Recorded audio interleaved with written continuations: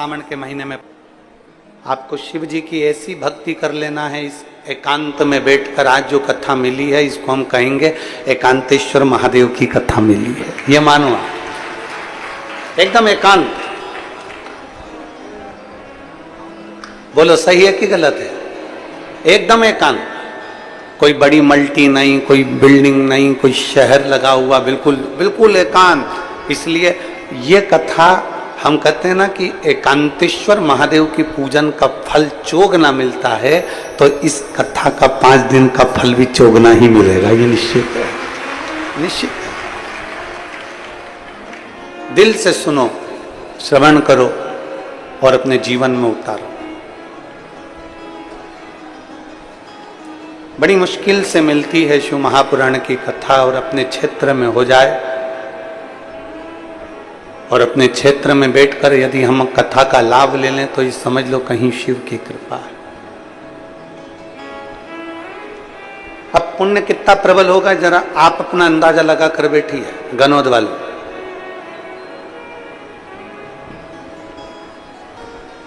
जरा पुण्य देखिए कितना प्रबल होगा। कथा होने वाली थी कहीं और हो रही है गनौद में, तो मतलब समझ लो कि गनौद का पलड़ा थोड़ा पुण्य का भारी होगा, इसलिए कथा का लाभ यहां मिला कहीं शिव कृपा से। और तेरी कृपा बिना न हिले एक भी अणु, लेते हैं श्वास तेरी कृपा से तनु तनु। बखान क्या करूं मैं राखों के ढेर का, चपटी भभूत में खजाना कुबेर का। हे गंगाधार मुक्ति द्वार ओंकार तू, भोले ओंकार तू। आयो शरण तिहार शंभु तार तार तू। कहीं शिव भक्ति का जो योग लगा है श्रावण के महीने में 5 दिवसीय शिव तत्व श्रवण करने का जो योग बना है, कहीं शिव की कृपा से। महाराज आप जितनी भक्ति कर सकते हो उतनी करो, जितना भगवान को पुकार सकते हो उतना पुकारो। मेडिकल साइंस कहता है कि जीभ पर अगर कोई घाव होता है तो वो जल्दी भर जाता है।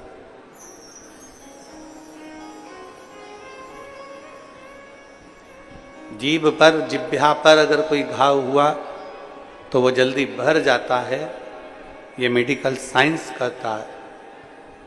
पर शिव महापुराण की कथा कहती है कि जीभ से अगर कोई घाव होता है तो वो जिंदगी भर नहीं भरा पाता है, कभी नहीं।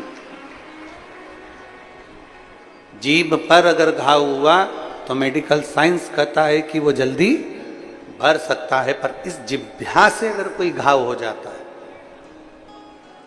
इस जिह्वा से बोलने में अगर कोई शब्द किसी को कह दिया, किसी को आड़ा टेढ़ा बोल दिया, किसी को कोई गाली दे दी, अपशब्द कह दिया, जो घाव हो गया वो जिंदगी भर नहीं भरा, जिंदगी भर। इसलिए शिव महापुराण की कथा कहती है कि शिव तत्व मौन तत्व है।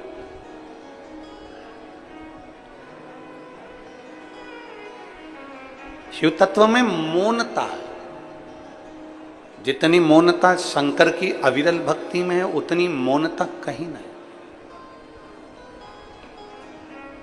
शिव तत्व में आप जितना मौन हो सकते हो, शिव तत्व में जितना आप चुप रह सकते हो, उतना सुख आपके जीवन में उत्पन्न हो जाता है। जितनी मौनता शंकर की भक्ति में हो। जल चढ़ाने जा रहे हो भगवान शंकर के मंदिर में, शिव जी के मंदिर में, अगर 1 लोटा जल लेकर पहुंचे हो तो भी तुम्हारा मौन होना जरूरी है।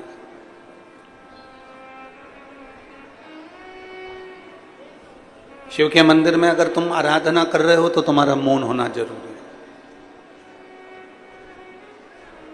शिव भक्ति में जितनी मौनता हो सकती है उतनी धारण करो, जितनी मौनता। कथा सुनने भी आते हो। वैसे तो आप लोग छत्तीसगढ़िया सबड़े बढ़िया, ये वैसे तो आप छत्तीसगढ़ के रहवासी हो, तो ये तो है कि आप लोग कथा को जब सुनते हो तो एकदम मौन होकर, एकदम साइलेंट होकर सुनो। जितनी मौनता हम धारण करेंगे उतने शिव के करीब जाते जाएंगे।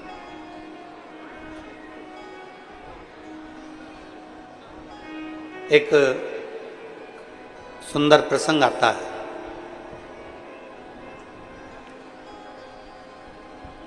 षडानंद कार्तिकेय जी के 6 मुख हैं। भगवान श्री गणेश जी महाराज का एक गज मुख है, लंबोदर। षडानंद कार्तिकेय जी के 6 मुख हैं और भगवान श्री गणेश जी महाराज लंबोदर एक मुख है।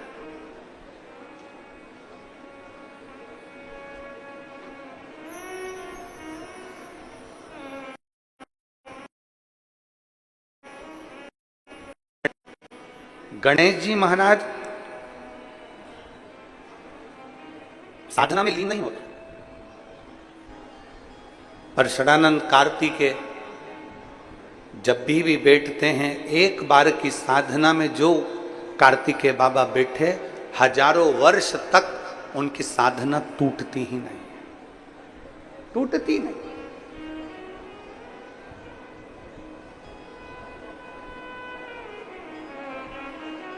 एक बार पूछा गया षडानंद कार्तिकेय जी से और गणेश जी से कि गणेश जी महाराज साधना में लीन नहीं होते और षडानंद कार्तिकेय 6 मुखधारी, 6 मुख वाले कार्तिकेय बाबा एकदम मौन साधना में डूबे रहते हैं, क्यों? षडानंद कार्तिकेय जी ने कहा कि मौनता, मेरे 6 मुख हैं और 6 मुख में 6 जिह्वा हैं। इन 6 जिह्वा से अगर मैं बोलूंगा तो वो श्रेष्ठता नहीं होगा, उसका एक लक्षण प्रबल हो जाए कि मेरी मौनता रहे, मैं चुप रहूं।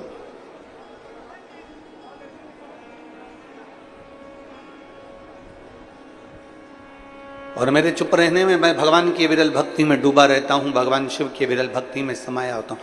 हमने भिलाई की कथा में एक बात कही थी कि बुढ़ापे का परम आभूषण है चुप रहना, बुढ़ापे का परम आभूषण है मौन रहना। आप जितने चुप हो, आप जितने मौन हो, उतने प्रभु के करीब हो, उतने करीब हो आप शंकर।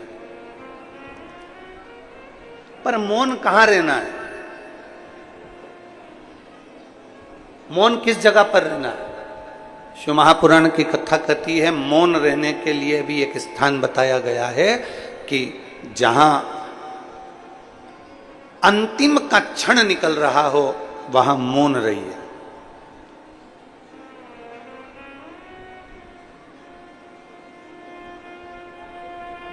वहां मौन रहिए, शांत रहिए।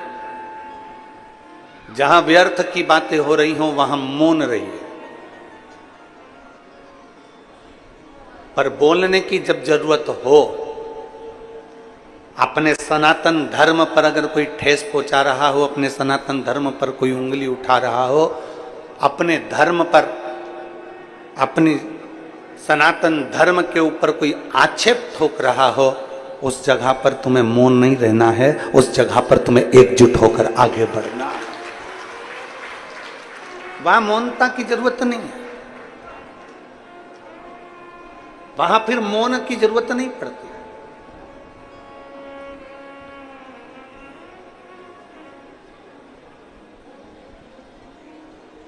शिव महापुराण की कथा कहती है, भगवान शंकर के विरल भक्ति कहती है, शिव तत्व कहता है कि मौनता में शिव की प्राप्ति है।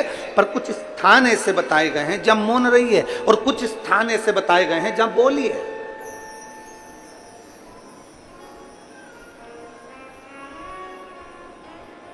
शिव पुराण तो यहां तक कहती है कि झूठ बोलने का भी स्थान बताया गया है कि झूठ कहां बोलना है। अब लोग कहेंगे गुरुजी आप हमें बता रहे हो कि पुराण में लिखा है कि झूठ बोलने का भी स्थान होता है। हाँ, झूठ बोलने के लिए भी स्थान बताया गया। किसी की गाय कसाई के यहां कटने के लिए जा रही हो और तुम्हें दिख जाए कि यह गाय कसाई के यहां कट रही है, उस जगह पर तुम झूठ बोल दो कि यह गाय मेरी है और उसको कटने से बचा लो, तो यह झूठ बोलना भी तुम्हारा साथ है। गौमाता अगर कहीं कटने के लिए जा रही है और तुम्हें दिख रहा है कि यह कसाई के यहां कट रही है, उस जगह पर झूठ बोल दो कि यह गाय मेरी है। तुम्हारे झूठ बोलने से अगर किसी का घर बन रहा है, किसी का जीवन सार्थक हो रहा है, तो वहां झूठ बोल सकते हो, वहां झूठ बोल सकते।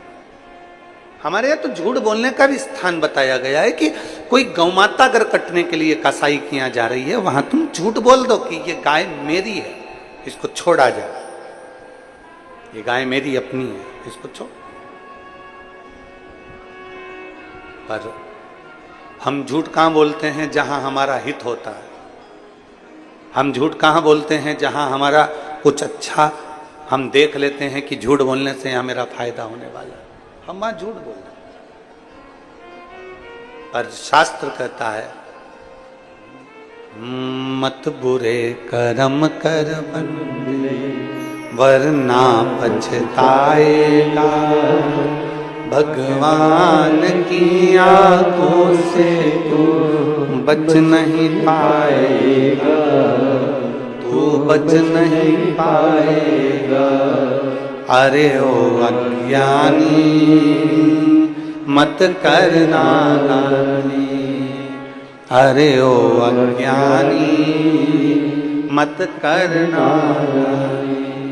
तेरे कर्म का फल भी तू ही पाएगा, जैसा किया तूने तेरे आगे आएगा। मत बुरे कर्म कर बंदे वरना पछताएगा, भगवान की आंखों से तू बच नहीं पाएगा, तू बच नहीं पाएगा। अरे ओ अज्ञानी मत करना दानी, अरे ओ अज्ञानी मत करना। अपने लिए झूठ नहीं बोलना, अपनी भलाई के लिए झूठ नहीं बोलना। अगर बन सके तो किसी का हित हो रहा हो, किसी का अच्छा हो रहा हो, तो झूठ बोलने में, कहीं गौ माता कट रही है उसको बचाने में बोल सकते।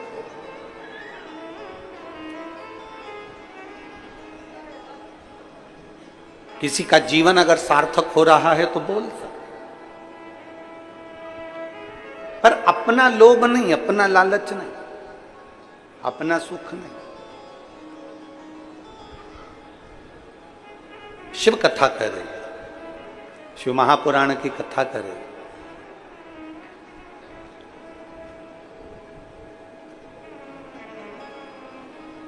देवराज नाम का ब्राह्मण चोरी का धन लेकर जब शंकर के मंदिर में पहुंच गया, शिव मंदिर के अंदर प्रवेश कर गया। ब्राह्मण कर्म से तो वो वंचित था,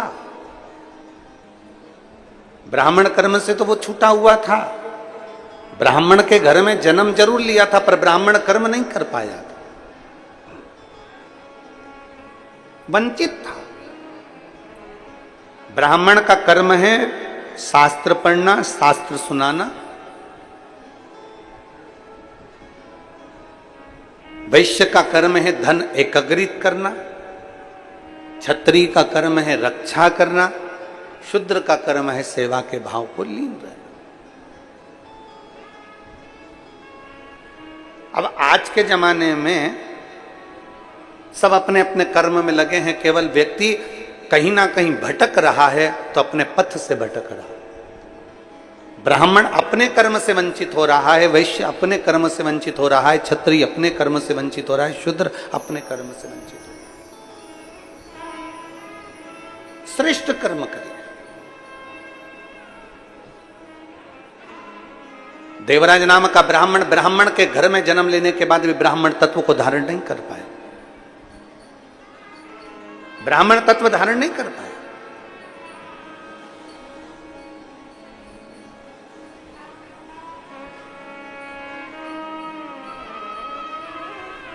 अब जब वो ब्राह्मण तत्व को धारण नहीं कर पाया तो ब्राह्मण तत्व धारण ना करने के कारण वो चोरियां करने लगा, थोड़ा सा धन एकत्रित करने लगा और चोरी का धन लेकर शरीर में जब ताप पड़ा, शरीर में जब बुखार लगा, ठंड सी लगी, तब शिव मंदिर में गया छुपने के लिए, अपने शरीर को बचाने के लिए, तब उस शिवालय में गया।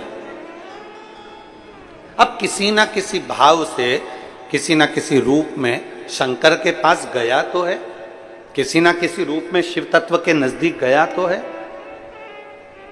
आप में से कई मेरी जीजियां ऐसी बैठी हैं, कई जीजा ऐसे बैठे हैं, कई बेटियां कई बेटे ऐसे बैठे हैं, कई माता कई भाई ऐसे बैठे हुए हैं, कई मेरे जीजा होने से बैठे हैं कि उनका मन नहीं होगा। मान लो उनका मन नहीं है कि मैं कथा में नहीं जाऊं, मैं कथा में नहीं जाऊं, मैं कथा में नहीं जाऊं, भीड़ होगी मैं कथा में नहीं जाऊं, पैदल चलना पड़ेगा मैं कथा में नहीं जाऊं। पर हो सकता है अपनी पत्नी के कारण मुझे छोड़ने जाना पड़ेगा,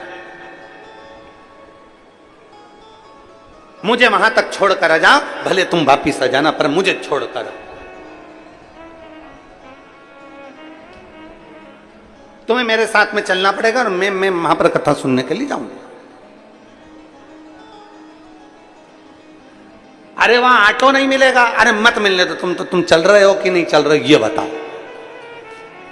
अब पति ने सोचा कि भाई इतना मगजमारी करने से तो अच्छा है शिव महापुराण की कथा में चलूं, चल मैं तुझे कथा में ले चलता हूं। और पति कथा में लेकर, अब जरा विचार करिएगा कि पति का मन नहीं था या किसी सहेली का मन नहीं था या बेस्ट फ्रेंड का मन नहीं था या जेठानी का मन नहीं था या देवरानी का मन नहीं था या किसी रिश्तेदार का मन नहीं था, पर वो मन मार कर भी शिव महापुराण की कथा में अपने रिश्तेदार के साथ, अपने कुटुंबी के साथ वो कथा में आकर बैठ गया। तो किसी ने पूछा गुरुजी जिसका मन नहीं है वो कथा में आकर बैठ जाए, उस जबरदस्ती आकर बैठ जाए, कोई मार ठोक के ला के बिठा दे या किसी ने जबरदस्ती लाकर बिठा दिया या पत्नी के कहने पर पति जबरदस्ती आ गया या कोई जेठानी देवरानी जबरदस्ती आ गई, तो कथा का कोई पुण्य उसके खाते में मिलता है कि नहीं मिलता? शिव महापुराण की कथा कहती है नल के नीचे मटके को सीधा लगाओगे तो भर जाएगा, नल के नीचे मटका उल्टा लगाओगे तो भराएगा नहीं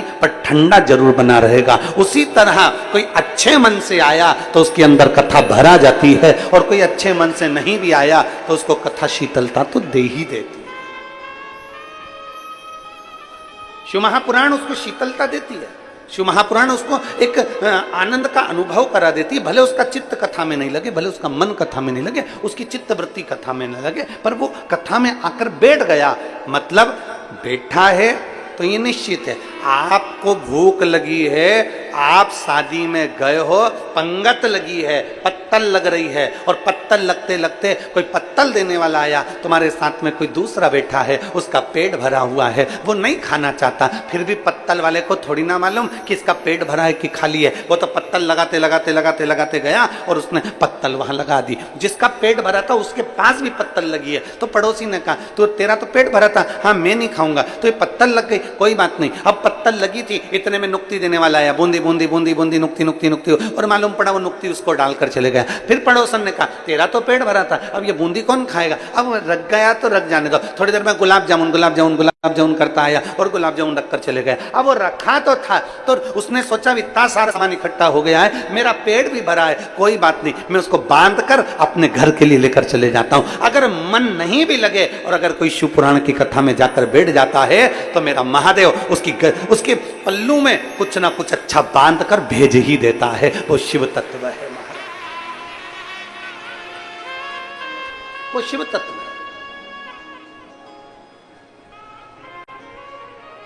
और शंभु शरणे पड़ी मांगू घड़ी रे घड़ी, दुख काटो दया करीने दर्शन आपको।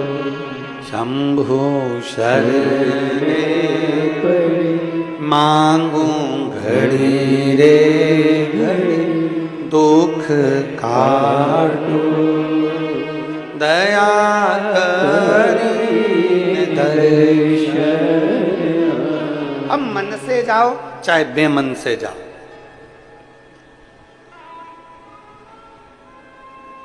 जैसे जाना है शिव के पास।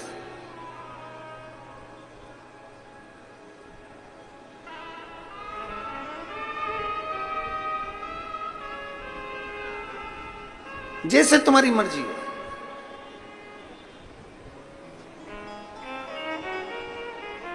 वो कहते हैं ना, नौकरी, चाकरी, तनख्वाह और वेतन। जम जम के बोलो जरा, क्या चीजें चारों? जम के बोलो जरा। नौकरी, फिर चाकरी, तनख्वाह, फिर वेतन। ये नौकरी करने वालों को सबको मालूम है, ये चार चीजें। फिर से बोलो एक बार, जम के जरा। नौकरी, चाकरी, तनख्वाह और वेतन। अब नौकरी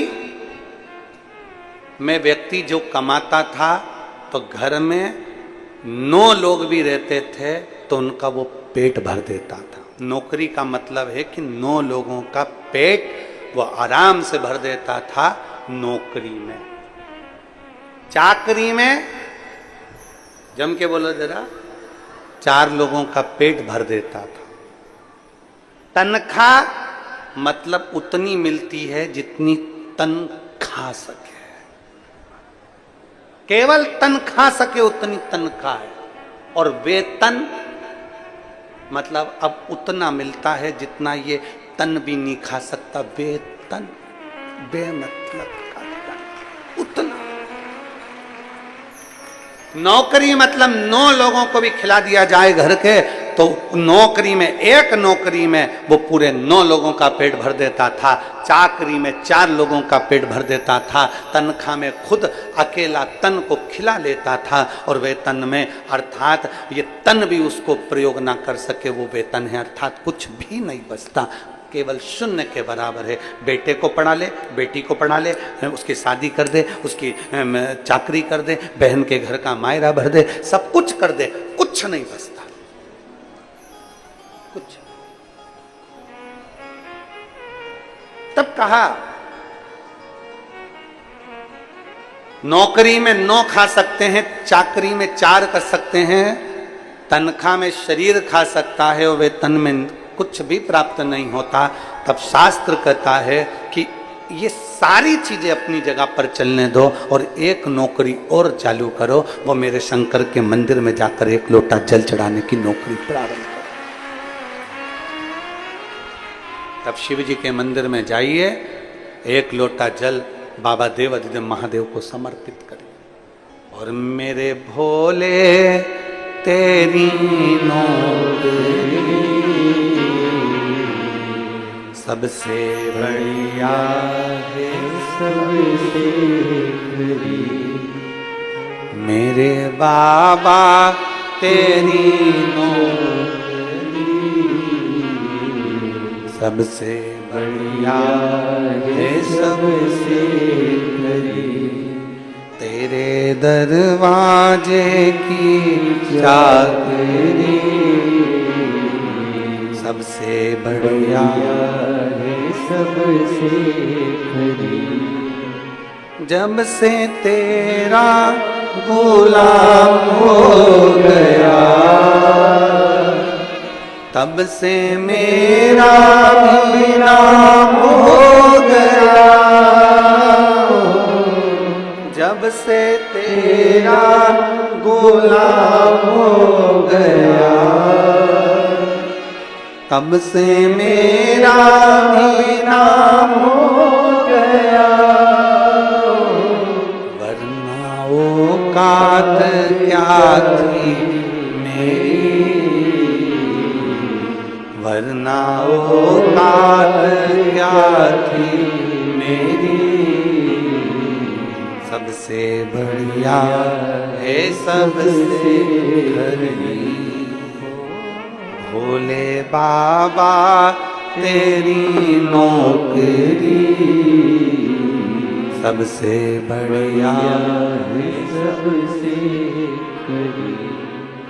तेरे दरवाजे की चाकरी, सबसे बढ़िया है सबसे खरी।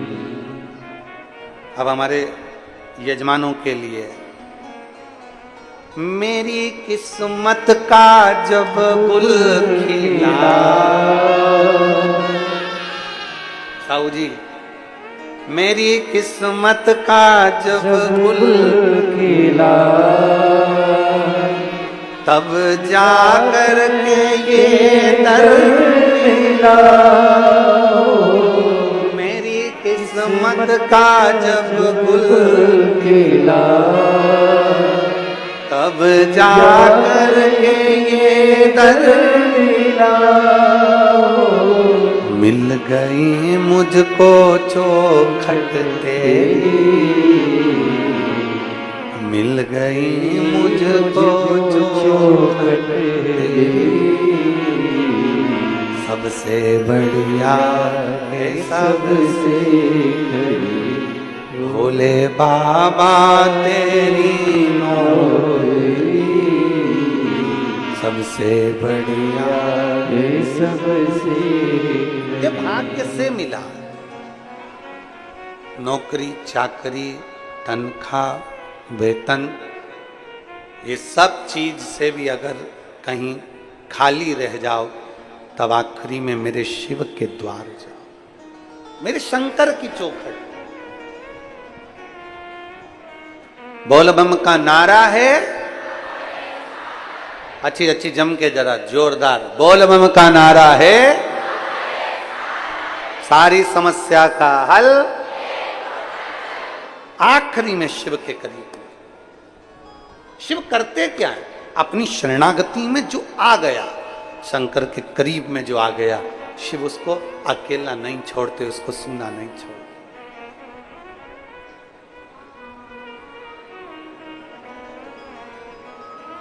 पापी से पापी को भी शिव अपना बना लेते। पापी से पापी है तो भी शंकर उसको अपना बना। आपसे पूछें, ध्यान देना जरा, कोई बहुत चोरी करता है, बहुत चोरी करता है, मर गया, उसके घर के लोग उसको अर्थी पर बांधकर, सफेद कपड़ा लपेट कर, राम नाम जम के बोलो जरा, राम नाम सत्य है, बोलते बोलते बोलते बोलते उसको कहां ले गए?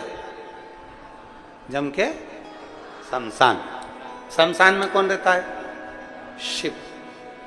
चोरी करने वाला है बेकार है, झूठ बोलने वाला है बेकार है, निंदा करने वाला है बेकार है, कपट करने वाला है बेकार है, बहुत गलत गलत काम करने वाला है। अगर वो मर भी जाता है तो आखिरी में उसको कहाँ ले जाया जाता है?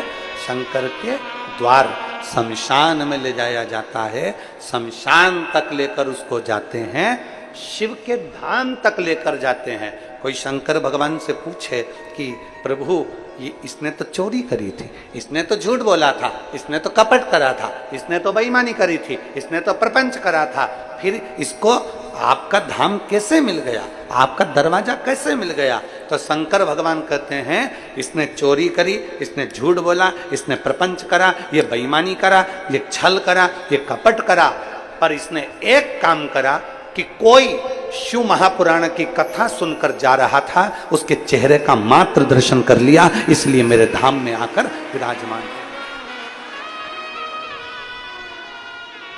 इसलिए वो मेरे नजदीक में, मेरे धाम में, मेरे करीब में, मेरे पास में।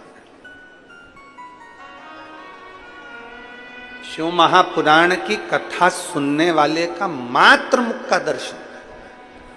और विद्येश्वर संहिता करे, ये विद्येश्वर संहिता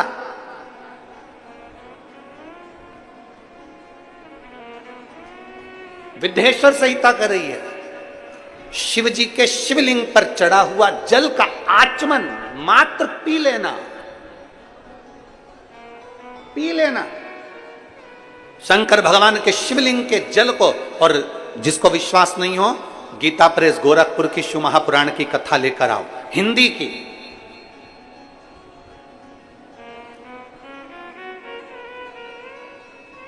अगर कोई तुमसे कह दे कि शंकर जी पे चढ़ा हुआ जल नहीं पीना चाहिए, तो उसको कहो गीता प्रेस गोरखपुर की हिंदी की शिव पुराण लेकर आओ, उसकी विद्येश्वर संहिता पढ़ो, खुद भी पढ़ो, किसी के कहने पर भरोसा ना करिए, विद्येश्वर संहिता खुद पढ़िए।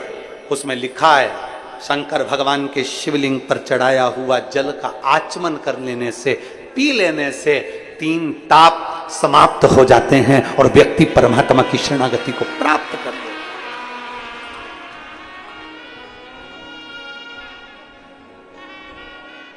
सारे देवताओं की मूर्ति और शंकर भगवान का स्वरूप शिवलिंग, मूर्ति में और शिवलिंग में अंतर है।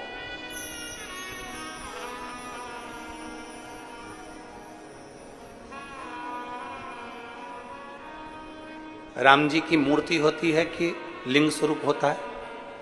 जम के बोलो जरा। मूर्ति।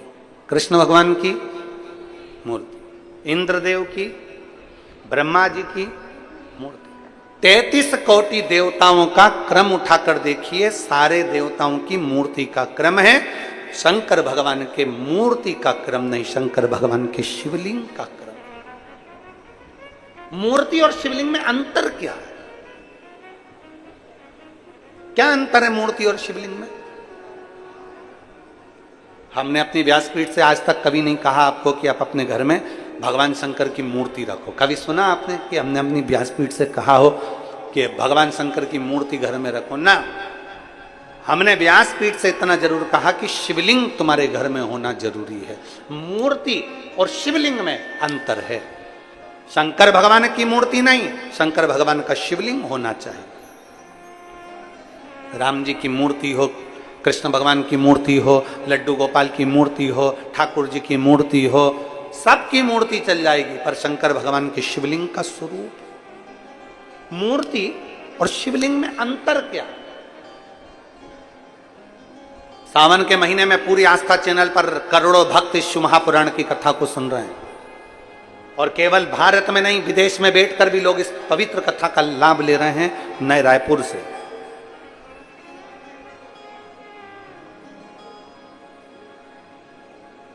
गनौत की इस पवित्र भूमि से करोड़ों शिव भक्त आस्था चैनल के माध्यम से, फेसबुक, यूट्यूब के माध्यम से कथा सुन रहे हैं। आज की कथा में आप स्मरण करिएगा कि मूर्ति और शिवलिंग में जमीन और आसमान का अंतर है।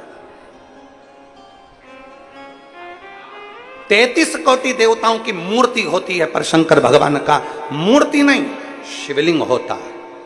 कारण मूर्ति केवल एक की होगी, केवल एक मूर्ति, केवल एक की। राम जी की मूर्ति है तो राम जी की, कृष्ण भगवान की मूर्ति है तो कृष्ण भगवान की, देवी जी की मूर्ति है तो देवी जी की, इंद्र की मूर्ति है तो इंद्र की, गरुण की है तो गरुण की, वरुण की है तो वरुण की, ब्रह्मा की है तो ब्रह्मा की, सावित्री की है सावित्री की, गायत्री की है गायत्री की, लक्ष्मी की है लक्ष्मी की। मूर्ति केवल एक देवता की। राम जी की है तो राम जी की, कृष्ण की है तो कृष्ण की। मूर्ति एक देवता की होती है, और शिवलिंग एक देवता का नहीं। जिस घर में शिवलिंग होता है वहां 33 कोटि देवता एक ही स्वरूप में विराजमान रहे।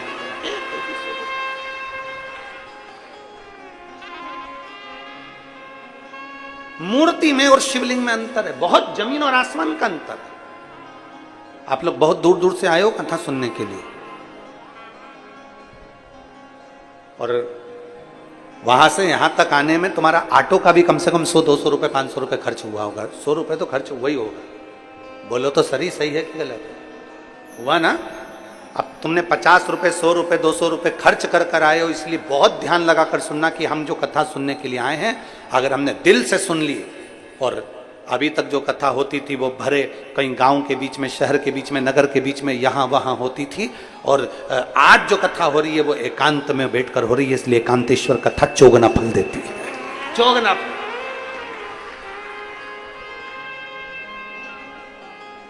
मूर्ति में और शिवलिंग में जमीन आसमान का अंतर। राम जी की मूर्ति का दर्शन करोगे तो वह राम जी की मूर्ति कहलाएगी। भगवान कृष्ण की मूर्ति का दर्शन करोगे तो कृष्ण भगवान की मूर्ति ही कहलाएगी। देवी जी की मूर्ति का दर्शन करोगे तो देवी की मूर्ति ही कहलाएगी। ब्रह्मा जी की मूर्ति का दर्शन करोगे तो वो ब्रह्मा जी की मूर्ति ही कहलाएगी। कार्तिक स्वामी की मूर्ति का दर्शन करोगे कार्तिक स्वामी कहलाएंगे। गणेश जी की मूर्ति का दर्शन करोगे तो वो गणेश जी महाराज कहलाएंगे। केवल एक शंकर भगवान की कोई मूर्ति नहीं, शंकर भगवान का केवल एक लिंग स्वरूप है। शंकर भगवान का एक प्रतिबिंब, एक प्रतीक शिवलिंग के रूप में है। इसलिए अंदाजा लगा कर रखना कि मूर्ति में एक देवता होते हैं और शिवलिंग के अंदर 33 कोटि देवता विराजमान होते हैं। सारे देवता वो एक लाइन आप लोग गुनगुनाते हो, सारे देवता, सारे। एक लाइन आपके स्मरण में रहती है, सारे तीर्थ धाम आपके चरणों में,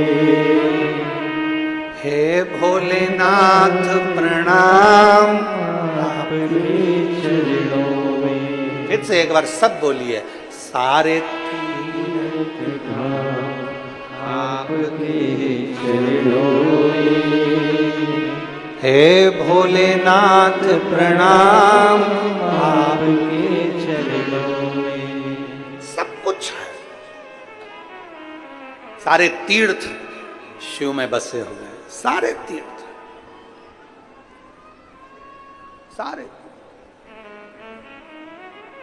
जहां शिव है वहां गंगा है, जहां शिव है वहां गणेश है, जहां शिव है वहां रिद्धि सिद्धि है, जहां शिव है वहां षडानन कार्तिक है, जहां शिव है वहां लक्ष्मी है, जहां शिव है वहां विष्णु है, जहां शिव है वहां ब्रह्मा है, जहां शिव है वहां सरस्वती है, जहां शिव है वहां गायत्री है, जहां शिव है वहां सावित्री है, जहां शिव है वहां 33 कोटि देवता विराजमान है। एक शिवलिंग, मूर्ति में केवल एक देव होगा पर शिवलिंग में 33 कोटि देव। सारे तीर्थ धाम आपके चरणों में, हे भोलेनाथ प्रणाम आपके चरणों में, हे भोलेनाथ प्रणाम आपके चरणों में। सब कुछ आप में समाया, सब कुछ।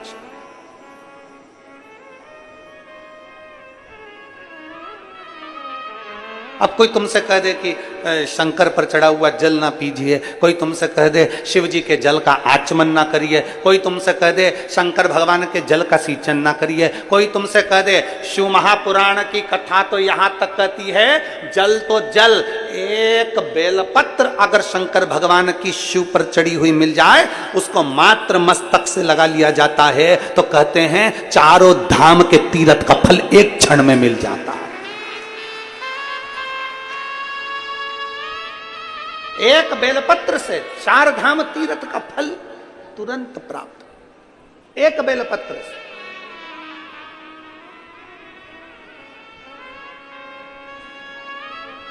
एक पत्र है,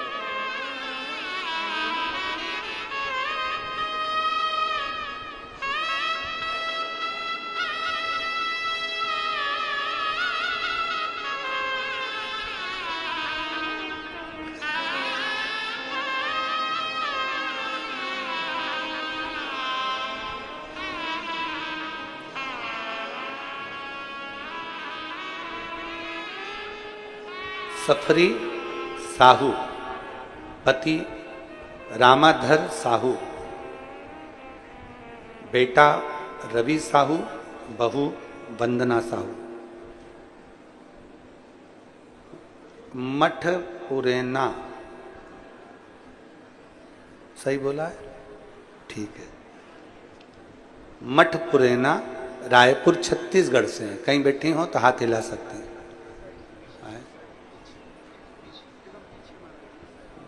बच्चे आए हैं, दोनों आए हैं। इसको उधर लगाना था, टीवी पर लगाना। अच्छा, मैं सर लिया, दोनों बच्चों को लिया।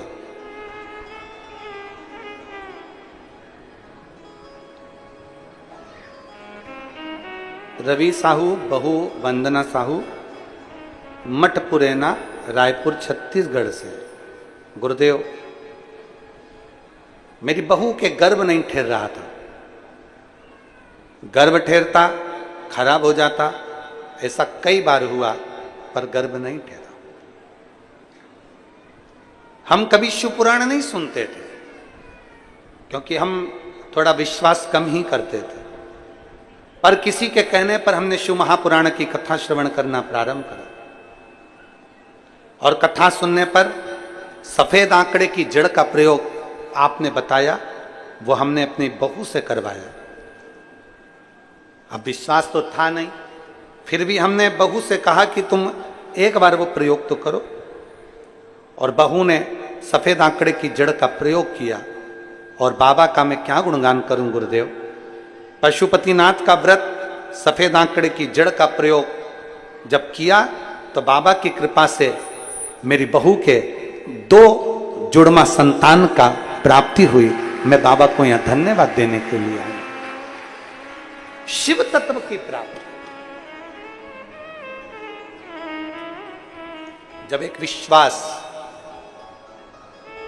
जब एक भरोसा दृढ़ हो जाए, दृढ़,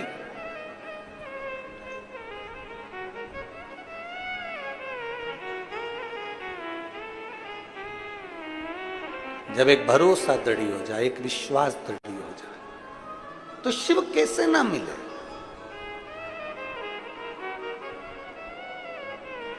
शंकर भगवान पर चढ़ी हुई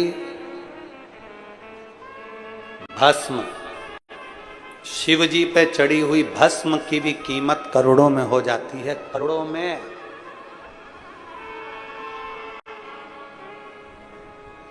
शंकर भगवान को चढ़ी हुई एक भस्म की कीमत भी करोड़ों में हो जाती है। शिव तत्व कहता है कि शंकर पर चढ़ी हुई भस्म भी हमारे शरीर पर लग जाए, शंकर पर चढ़ी हुई भस्म भी हमारे शरीर पर लग जाए, या हमारे घर में अगर थोड़ी सी लग जाए तो हमारे जीवन का कल्याण कर देती है।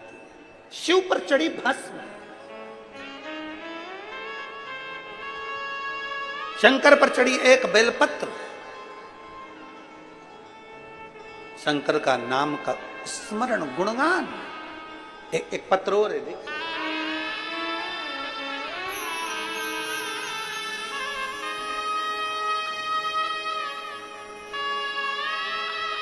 मैं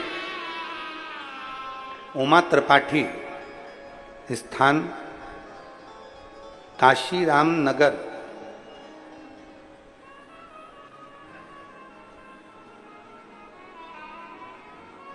मैं उमा त्रिपाठी, स्थान काशीराम नगर। तो काशीराम नगर कहाँ है? यही है क्या? अच्छा, कहीं बैठी हैं उमा जी त्रिपाठी? कहीं बैठी हो तो जरा दोनों हाथ ऐसे हिलाओ तो दिख जाओगी। उमा त्रिपाठी कहीं बैठी हो तो हाथ हिलाइएगा। हाँ, फिर से हिलाओ एक बार ऐसे हाथ। हाँ, दिख गए हो, ठीक है। आइए, पधारिए, एक बेलपत्र लेकर जाइएगा, जाओ। मैं उमा त्रिपाठी, स्थान काशीराम नगर। मैं बाबा का क्या वर्णन करूं गुरुदेव, मेरे पास शब्द नहीं है। बाबा, मेरी सास के छाती में, सीने में एक गठान हो गई। जब गांठ हो गई सीने में, तो डॉक्टर को जब बताया गया तो मालूम पड़ा कि उनको कैंसर हो गया।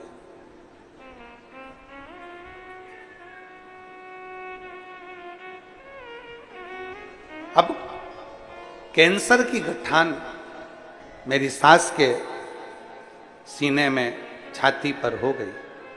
डॉक्टर ने कहा कि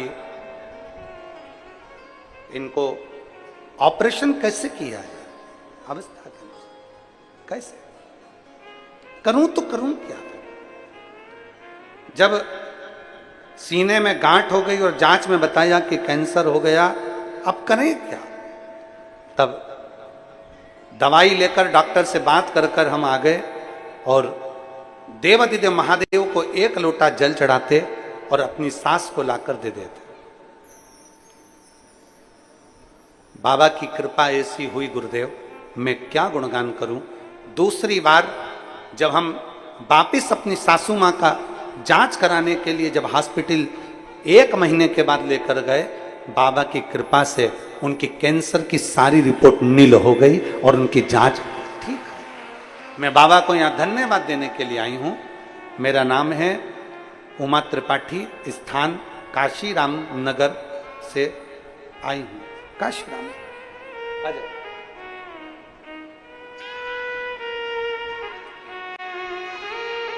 शिव तत्व की प्राप्ति। रवि साहू जी और बहु वंदना।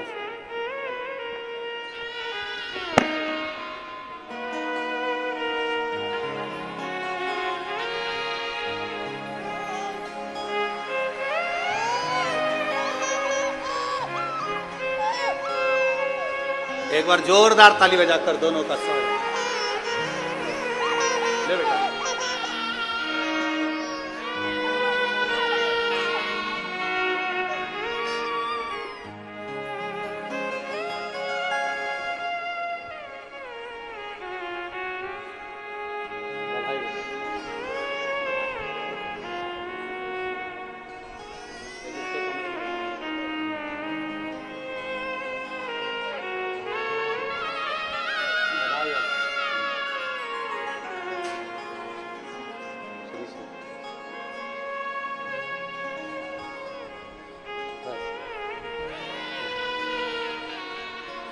और शंभो शरणे पड़ी मांगूं घड़ी रे घड़ी, दुख काटो दया करी दर्शन आको, दया करी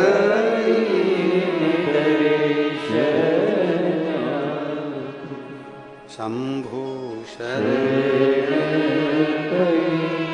मांगू घड़ी रे घड़ी, दुख काटो दया करी दर्शन आको, शरण पड़ी मांगू घड़ी दुख काटो दया करी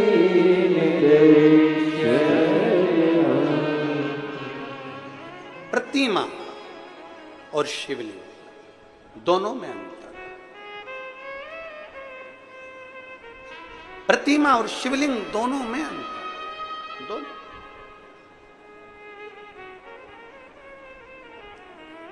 ये सफरी साहूपति रामाधर साहू जी ने पत्र में एक लाइन अच्छी लिखी है। हम नहीं जानते थे कि शंकर के शिवलिंग पर चढ़े हुए जल की महत्वता क्या। हम नहीं जानते थे कि शंकर पर चढ़े हुए शिवलिंग पर, शंकर पर चढ़े हुए शिवलिंग पर चढ़े हुए बेलपत्र की महत्वता क्या। इन्होंने एक पत्र में लाइन अच्छी लिखी। दुनिया के लोग जिस दिन जान जाएंगे ना कि शंकर का शिवलिंग का चढ़ा हुआ जल कितना महत्वपूर्ण है, दुनिया का एक एक बच्चा आ जाइए, दुनिया का एक एक बच्चा जब जान जाएगा कि शंकर पर चढ़े हुए जल की मूलता क्या है, तब उसको समझ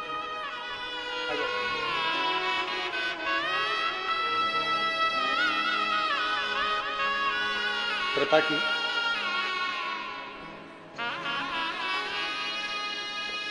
ठीक है, आप ही को प्रॉब्लम है, ठीक है ना?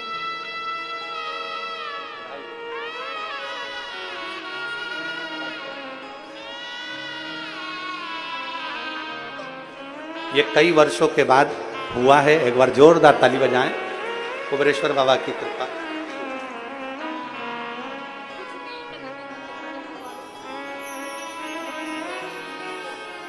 अब ठीक है, तबियत बिल्कुल ठीक। शिव तत्व की प्राप्ति, जिस दिन एक शंकर भगवान पर चढ़े हुए जल की महत्वता को दुनिया के लोग जान जाएंगे तो समझ में आ जाएगा कि शिव पर चढ़ा हुआ केवल जल जल नहीं होता, शंकर पर चढ़ा हुआ तो गंगा जल होता है, और जिस जल को पीने से सारे पाप ताप समाप्त हो जाते, सब कुछ।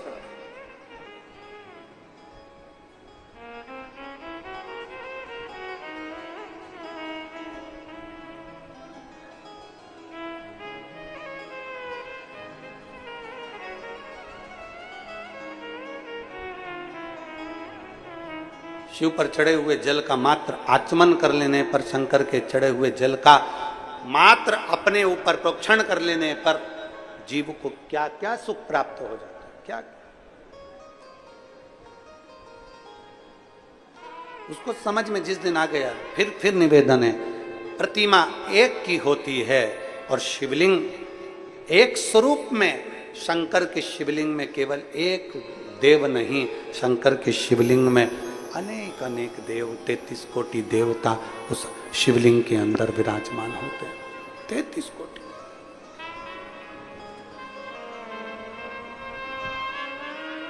आप लोगों में से कितने लोग हैं जो शंकर जी के मंदिर में रोज जल चढ़ाने जाते हैं? हाथ उठाओ जरा। सभी लोग जाते हो? बहुत बहुत साधुवाद है, रखिए। हर हर महादेव। जाना चाहिए। अपने पिता के दरवाजे पर, अपने बाबुल के दरवाजे पर, अपने भगवान देवादिदेव महादेव के दरवाजे पर रोज जाओ, प्रतिदिन जाओ। अपने दिल की बात कहने के लिए, अपने मन की बात कहने के लिए शंकर की चौखट पर जरूर जाए, प्रतिदिन जाए और हृदय से विनती करें। कौन जिसको शंकर स्वीकार नहीं करता? कौन है?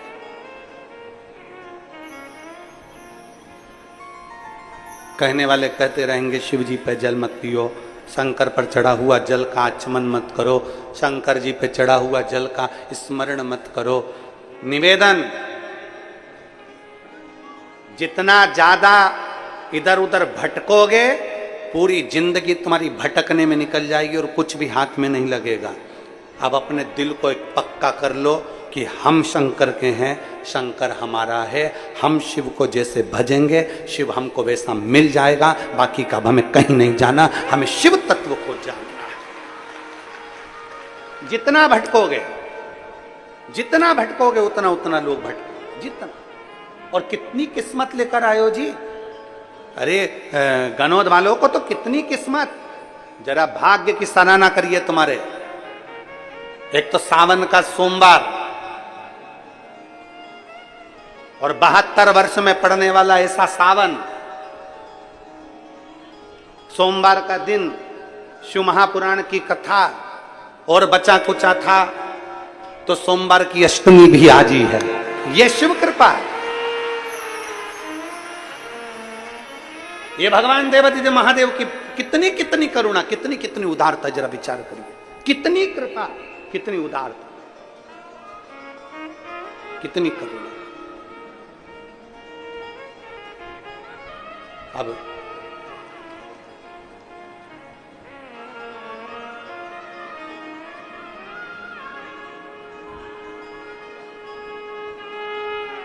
शिव उदारता, शिव शंकर की।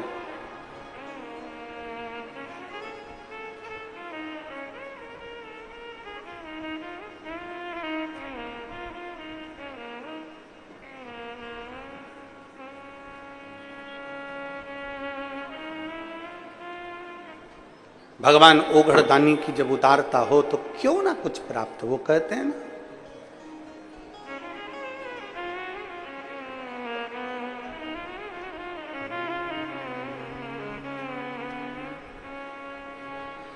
गोरा की चुनरी में ओम लिखा है, गोरा की चुनरी में ओम लिखा है, ओम लिखा है, हरि ओम लिखा है, ओम लिखा है, हरि ओम लिखा है। गोरा की चुंदरी में ओम लिखा है, गोरा की चुनरी में ओम लिखा है, ओ गोरा की चुंदरी में ओम लिखा है, गोरा की चुनरी में ओम लिखा है, ओम लिखा है, हरि ओम लिखा है। ओ ओम लिखा है, हरि ओम लिखा है, बाबा ओम लिखा है, हरि ओम लिखा है। ओ ओम लिखा है, हरि ओम लिखा है, अरे गोरा की चुंदरी में ओम लिखा है, गोरा की चुनरी में ओम लिखा है, ओ गोरा की चुंदरी में ओम लिखा है, गोरा की चुनरी में ओम लिखा है, हाँ ओम लिखा है, हरि ओम लिखा है। बाबा ओम लिखा है, हरि ओम लिखा है, अरे ओम लिखा है, हरि ओम लिखा है। ओम लिखा है, हरि ओम लिखा है,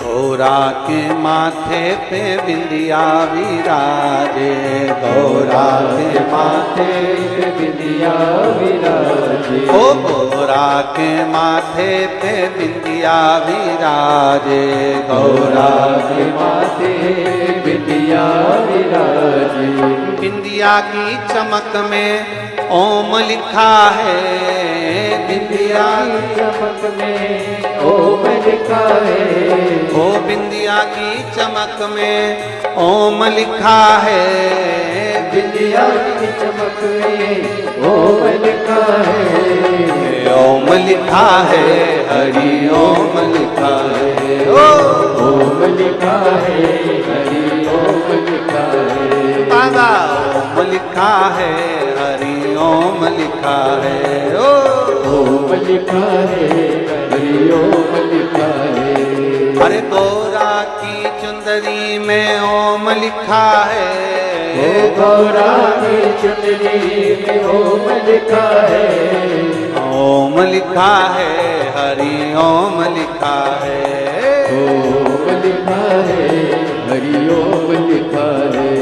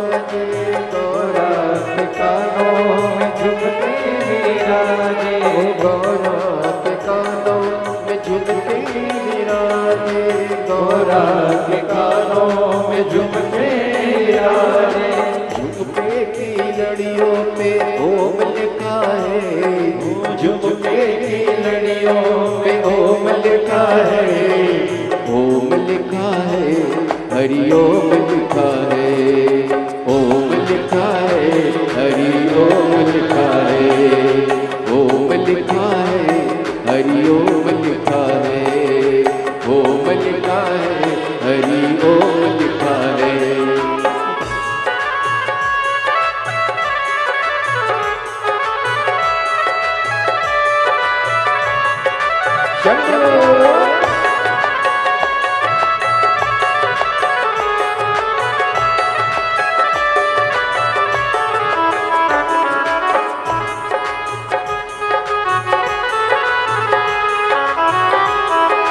आना है हमको, अपने विश्वास को बढ़ाना है हमें। सावन के महीने में हमें कुछ नहीं करना, बस इतना ही करना है कि हमारा विश्वास कितना शंकर के प्रति जा सकता है।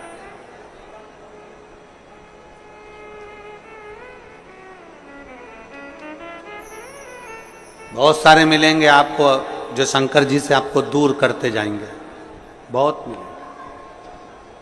श्रावण शिवरात्रि के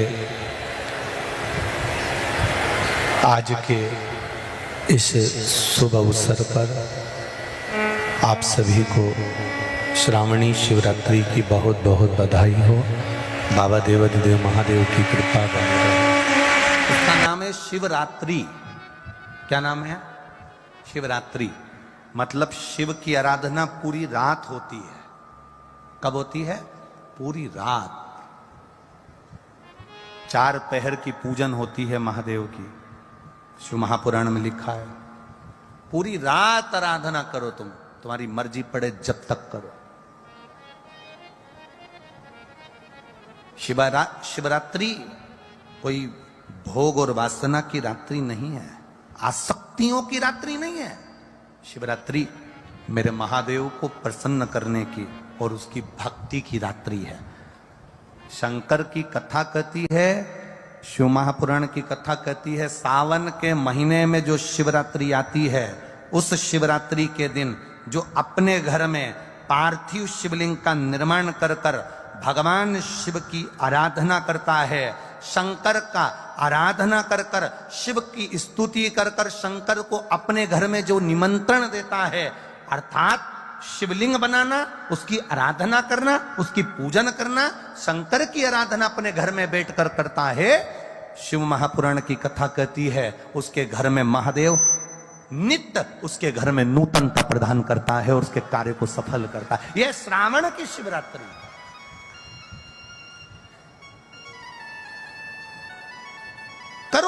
रात्रि में भजन उसका, करो रात्रि में स्मरण उसका, 9 बजे से 10 बजे तक करो उसकी आराधना, मुख से बोलते रहना। अनुष्ठान में अगर यहां पंडित जी जब अनुष्ठान कराएंगे, पूजन कराएंगे, तब आपको कुछ ना आए, उस समय पर आप केवल एक उच्चारण करते रहना, या तो नमः शिवाय या ओम नमः शिवाय, ना बन सके तो श्री शिवाय नमस्तुभ्यम बोलते रहना। शंकर का गुणगान करते रहो, श्री शिवाय नमस्तुभ्यम। मैं शिव आपको नमन करता हूं, प्रणाम करता हूं, कुछ नहीं है मेरे पास, क्या दूं मैं आपको। दुनिया के लोग दूध चढ़ाकर सोचते हो कि बहुत बड़ा काम कर रहे हैं, पर भक्त जो होता है ना, वो अपने दोष शंकर को दिखा देता है, अपने दोष शिव को दिखा देता है। भक्त, सच्चा भक्त अपने दोष दिखाएगा भगवान को, सच्चा भक्त।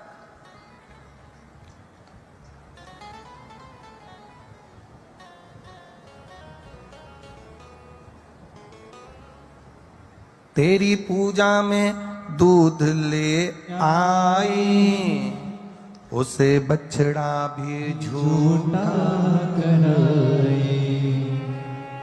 तेरी पूजा में जल ले आई, उसे मछली भी झूठा कराए। तेरी पूजा में फूल ले आई, उसे भवरा भी झूठा कराए। तेरी पूजा में मिठाई ले आई, उसे चींटी भी झूठा कराए। दूध कैसे चढ़ाऊं भोले कैसे ले जाऊं महादेवा, भोले कैसे करूं तेरी से। अपने दोष गिनाओ, अपने अवगुण गिनाओ। दुनिया के लोग सोचे मैं 50 लीटर दूध चढ़ाऊंगा तो शंकर जी प्रसन्न होंगे, शिव जी तो करें 1 चम्मच दूध, वो भी देसी गाय का, वो उतना भी ना मिले तो 2 बूंद दूध मुझ पर चढ़ा कर जाना, मैं तेरे भाग्य के ताले खोल दूंगा, ये निश्चित है, बहुता में नहीं।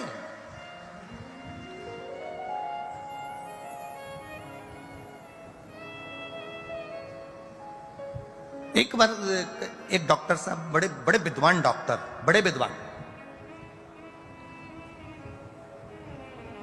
वो एक संत से भिड़ गए। संत कहते थे भगवान दिल में रहता है। भगवान कहां रहता है? बोलो बोलो जम के, दिल में रहता है। डॉक्टर साहब भिड़ गए, बड़े विद्वान थे, सर्जरी करा करते थे, ऑपरेशन किया करते थे। एक दिन डॉक्टर साहब ने संत से आकर कहा, क्यों फालतू के प्रवचन देते हो, फालतू की चीजें बोलते हो, ये कोई बोलने वाली बात है कि भगवान दिल में रहता है? मैंने हार्ट के कम से कम 500 ऑपरेशन करे, एक भी हार्ट के अंदर, एक भी दिल के अंदर मुझे भोलेनाथ नहीं मिले। डॉक्टर कह रहा है, ए पंडित, ए संत, साधु, सन्यासी, तपस्वी, साधक, उपासक, क्यों झूठ बोल रहे हो?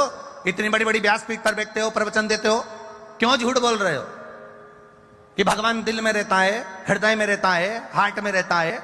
मैंने 500 ऑपरेशन करे, 500 सर्जरी करी, देश में विदेश में जाकर, इतने दिल खोले, इतने हार्ट खोले, एक हार्ट में मुझे महादेव नहीं मिले, दिल में कहीं मुझे महादेव नहीं मिले, फिर क्यों झूठा प्रवचन देते हो?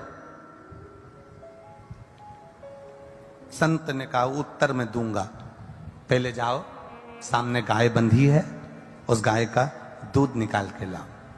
संत गए गाय का दूध निकालने के लिए, गाय के थन को हाथ लगा लिया, खींचा, तो भी गाय ने दूध नहीं दिया।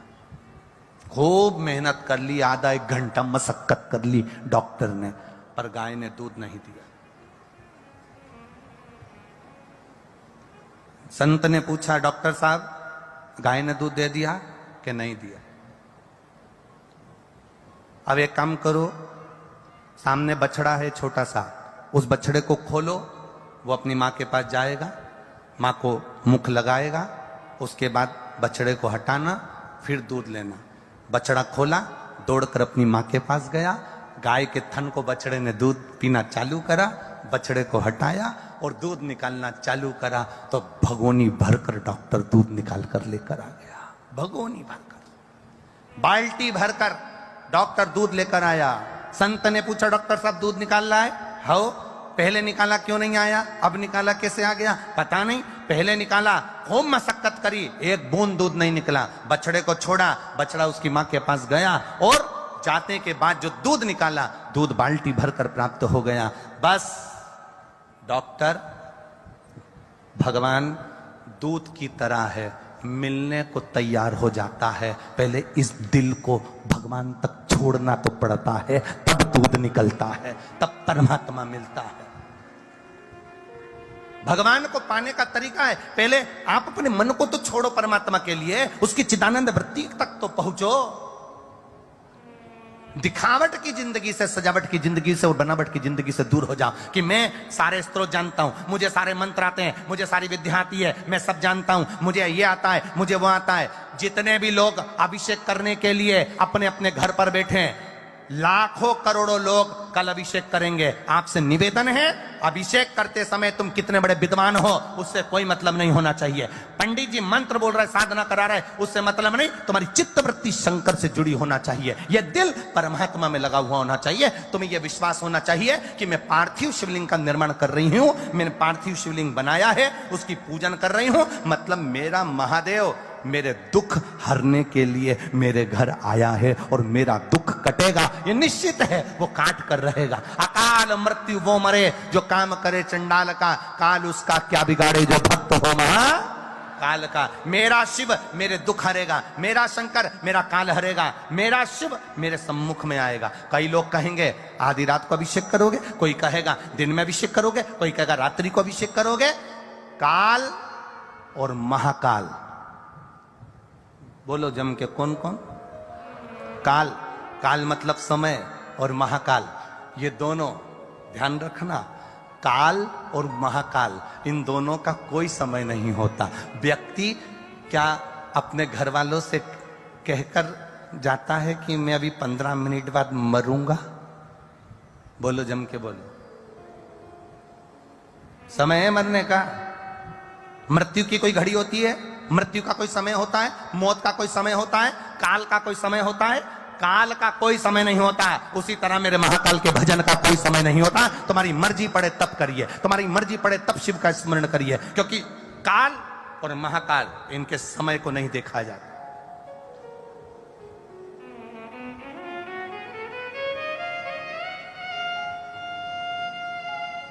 कब कौन सी बीमारी तुम्हारे सामने आ जाए, कब कौन सा दुख तुम्हारे सामने आ जाए, कब कौन सी तकलीफ तुम्हारे सामने आ जाए, उसकी कोई समय सीमा नहीं है। आप भजन करते रहो, स्मरण करते रहो। स्वामी विवेकानंद जी ने रामकृष्ण परमहंस जी से पूछा था भजन कब करना चाहिए, भगवान का नाम कब लेना चाहिए। रामकृष्ण परमहंस जी ने कह दिया था मरने के 5 मिनट पहले। स्वामी विवेकानंद जी ने कहा था भगवान का भजन कब करना चाहिए, रामकृष्ण परमहंस जी ने कहा था मरने के 5 मिनट पहले, मरने के 2 मिनट पहले। रामकृष्ण परमहंस जी ने जैसे कहा, स्वामी विवेकानंद जी ने कहा मरने के 2 मिनट पहले। हाँ, तो ये कैसे मालूम पड़ेगा कि मरेंगे कब? तो रामकृष्ण परमहंस जी कहने लगे जब तुम्हें मालूम ही नहीं मरोगे कब, तो हर 2 मिनट में भजन करते रहो, कभी भी मर जाओ, ठिकाना किसको मालूम।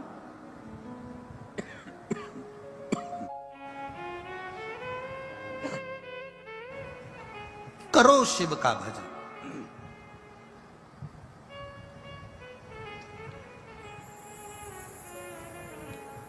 हम दिल से उसको पुकारेंगे, वो दिल से आता है।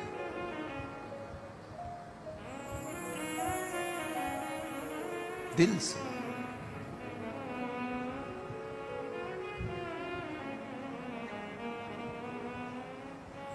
ज्यादा शक्कर शरीर को खराब कर देती है। बोलो सही है? अरे बोलो तो जम के, सही है?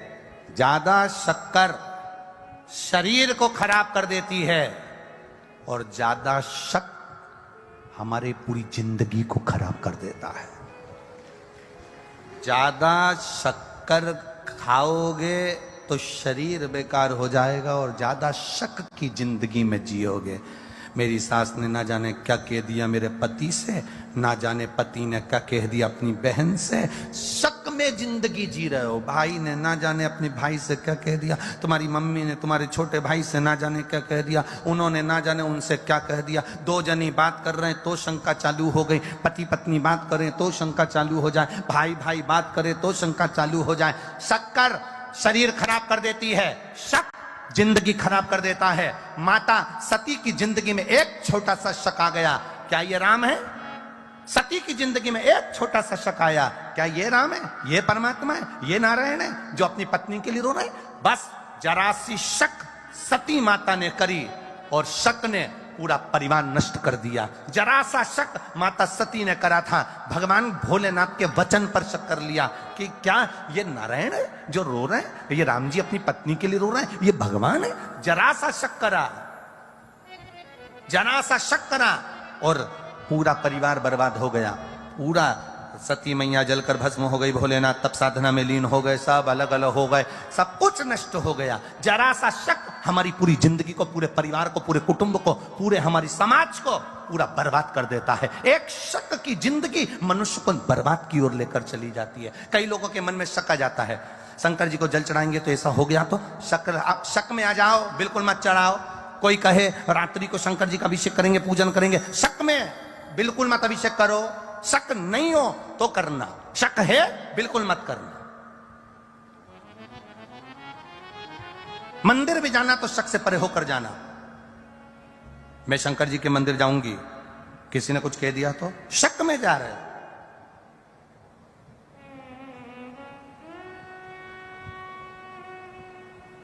कथा में बैठे हो, कोई तुमको देख रहा है तो तुमने कह दिया, बताओ मुझे घूर घूर के देख रहा है, शक। जब तू कथा में गई तो तेरा ध्यान कथा में होना चाहिए, तू उसको देखी काहे को, कौन तुझे घूर कर देख रहा है? शक जीवन नष्ट कर देता है। शक्कर वो कितनी बड़ी बात की, वो एक गरीब आदमी शक्कर के लिए कंट्रोल की दुकान के चक्कर लगाता है। कंट्रोल जानते ना? अरे बोलो तो जम के जानते हैं, वो सरकारी सामान की दुकान जो होती है, आटा चाल शक्कर। गरीब आदमी शक्कर के लिए कंट्रोल की दुकान के चक्कर लगाता है, कंट्रोल के चक्कर लगाता है। और अमीर आदमी शुगर को कंट्रोल करने के लिए डॉक्टर के चक्कर लगाता है। दोनों में बहुत अंतर, बहुत अंतर, दोनों में बहुत अंतर। एक शक्कर खाने के लिए कंट्रोल की दुकान जा रहा है और दूसरा शक्कर को पचाने के लिए डॉक्टर के पास जा रहा है। कंट्रोल करना, कंट्रोल। शंका से दूर हो जाओ, दूर। कई लोग होते हैं, एक बुजुर्ग व्यक्ति रेल में सफर कर रहा था, ट्रेन में जा रहा था, बेचारा सीधा साधा था। कुछ पढ़े लिखे लड़के ट्रेन में चढ़ गए। चढ़ते से लड़कों ने विचार करा, यहाँ लिखा है चेन खींचने पर 1 साल की सजा या 2000 रुपये जुर्माना। क्या करना है? अपन ने तो आज तक खींच के नहीं देखी ट्रेन की चेन। तो दूसरा बोला खींच लो, क्या जा रहा है? तो 2000 रुपये कहाँ से आएंगे? चारों मित्रों ने कहा 500 इकट्ठे करो, 2000 दे देंगे। चारों ने 500 इकट्ठे करके जेब में रखे, चेन खींच दी। टीसी आए, उतनी देर में एक बोला, एक काम करना, अगर टीसी पूछे कि चेन किसने खींची तो ये डोकरे का नाम लगा देना, ये बूढ़े व्यक्ति का नाम लगा। चेन खींची, टीसी आया, पुलिस वाला आया और उन्होंने पूछा चेन किसने खींची? चारों लड़कों ने कहा ये बूढ़े आदमी ने खींची, ये डोकरे ने खींची, ये बूढ़े बुजुर्ग ने खींची। डोकरे से पूछा बूढ़े आदमी से, तुमने चेन खींची? हाँ। क्यों चेन खींची? इन चारों ने मेरे 2000 रुपए ले लिए।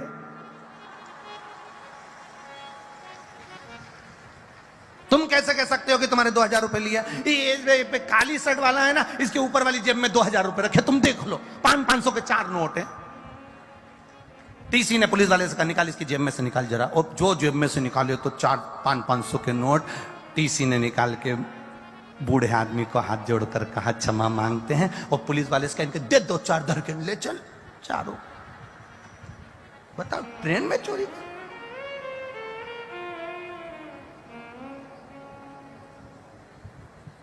अरे ओल्ड इज गोल्ड।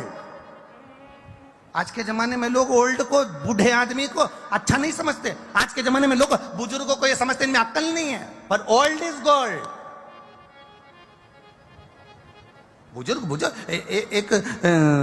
एक लड़के की शादी नहीं हो रही थी, बड़ी मुश्किल से शादी हुई। लड़की वालों ने शर्त रख दी, शादी में कोई बुढ़ा नहीं आना चाहिए।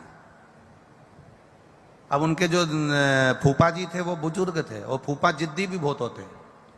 उन्हें कह दिया शादी में तो मैं जाऊंगा चाहे कुछ भी हो जाए। तो बुढ़ा नहीं जाना है तो क्या मैं बुढ़ा हूं क्या, मैं तो जाऊंगा।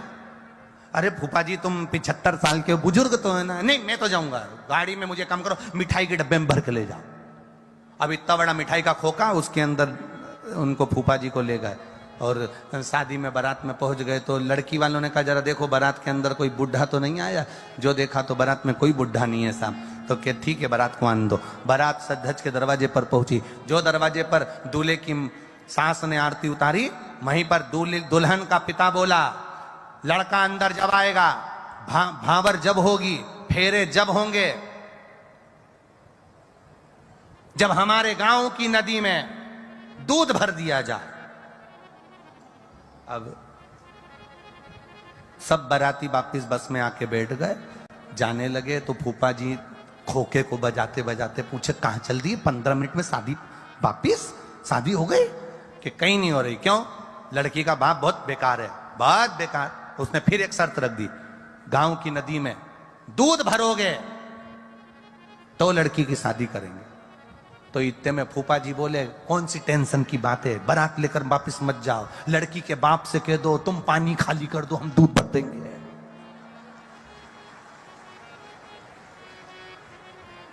लड़की के बाप से कह दो तुम पानी खाली करो, हम दूध भर देंगे।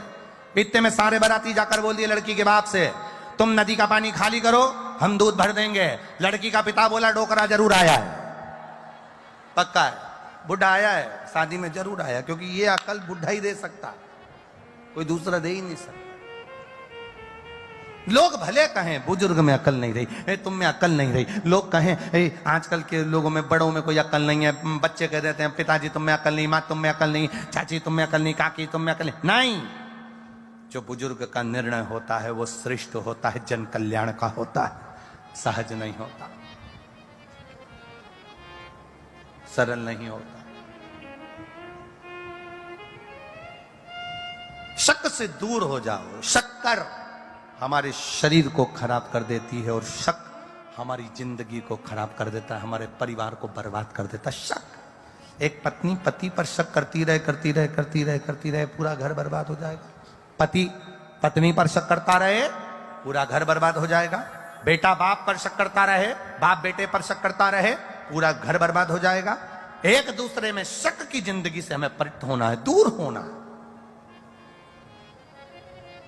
दिखावट, बनावटी भाषा से भगवान को मत रिझाना।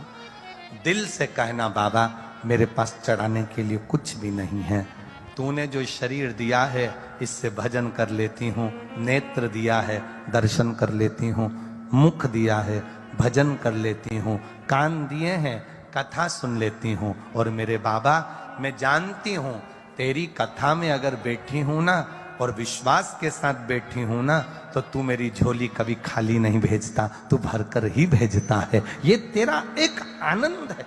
एक पत्र आया है देखो,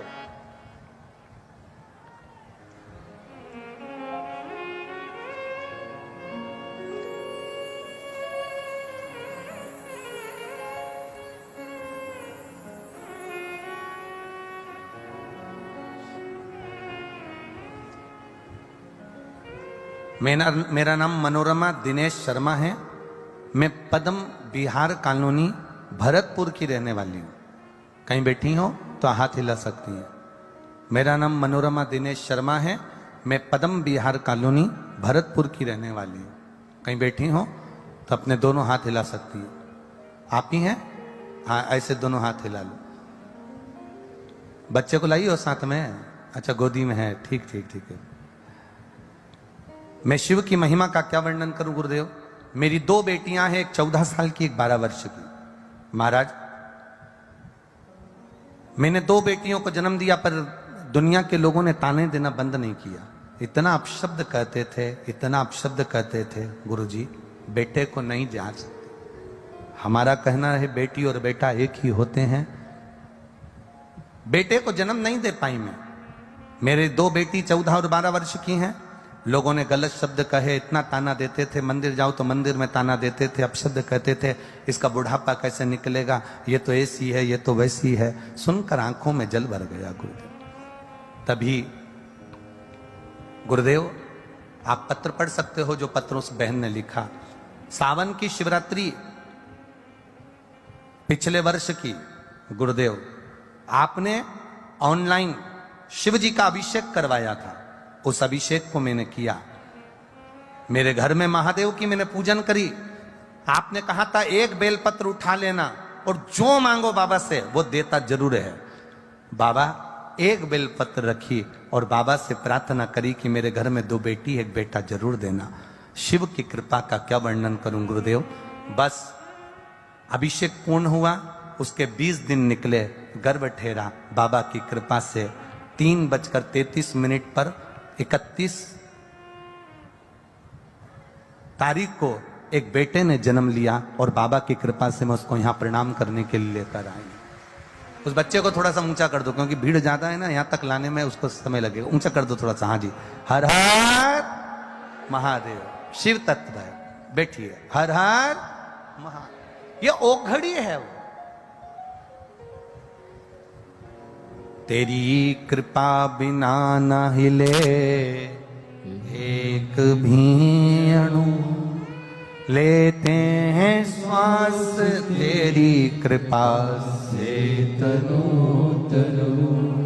बखान क्या करूं मैं राखों के ढेर का, चपटी भभूत में खजाना कुबेर का।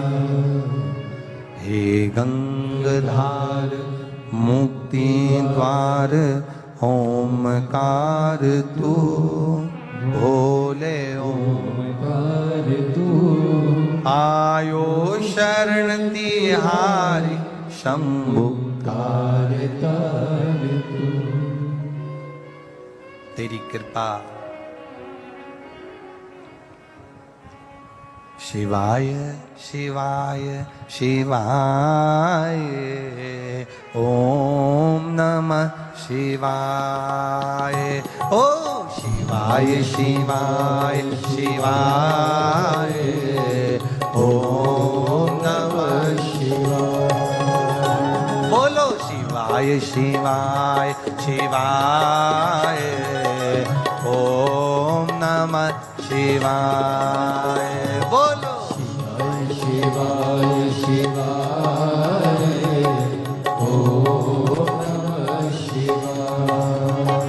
भोला ओम नमः शिवाय ओम नमः शिवाय। शिवाय शिवाय ओम नमः शिवाय। शिवाय शिवाय शिवाय ओम नमः शिवाय। शिवाय शिवाय शिवाय ओम नमः शिवाय। ओम नमः शिवाय ओम नमः शिवाय। ओम नमः शिवाय ओम नमः शिवाय। हर हर महादेव। अपने स्थान पर बैठकर भगवान देवाधिदेव महादेव से अपने हृदय की बात बड़े भाव से, दिल से बाबा देवाधिदेव महादेव से हृदय से कहिए, शिव से कहिए। जहां जगह मिले वहां बैठकर बोलिएगा। बहुत दूर दूर से आप लोग आए हुए हैं, बाबा से दिल से प्रार्थना कर कर जाना, क्योंकि सावन का महीना है। और उससे अपने मन की बात कहने के लिए हम यहाँ पहुंचे, अपने हृदय की बात कहने के लिए हम यहाँ पहुंचे। जितने लोगों को भी श्री शिवाय नमस्तुभ्य माता हो स्मरण में रहता हो, थोड़ा आवाज से हमारी आवाज आप तक पहुंचे, आपकी आवाज हम तक पहुंचे, ऐसा दिल से बाबा से पुकार करिएगा। श्री शिवाय नमस्तु, श्री शिवाय नमस्तु, श्री शिवाय नमस्तु, श्री शिवाय नमस्तु, श्री शिवाय नमस्तु। भोला सब दुख काटो मारा, ओ भोला सब दुख काटो मारा। शिव शंकर जपो तेरी माला, भोले बाबा जपो तेरी माला। भोला सब दुख काटो मारा, ओ भोला सब दुख काटो मारा। वेश है मंगल मंगलकारी, वेश है मंगल मंगलकारी। शमशान वासी हमारा, शमशान वासी हमारा। ओ भोला सब दुख काटो मारा, ओ भोला सब दुख काटो मारा। शिव कथा कहती है एक थोड़ा सा शक सती माता के भीतर हुआ, शिव जी ने सती माता का त्याग किया।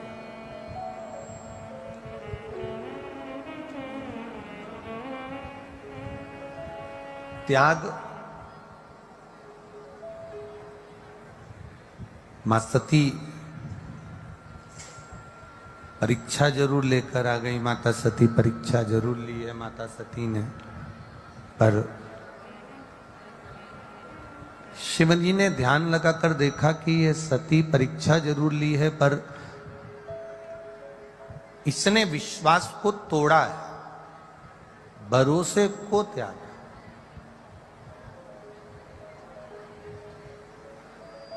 बनावटी जो भाषा होती है, बनावटी जो बातें होती हैं, बनावटी जो भाषा बोली जाती है, वो रिश्ते को तोड़ देती है, संबंधों को समाप्त कर देती है।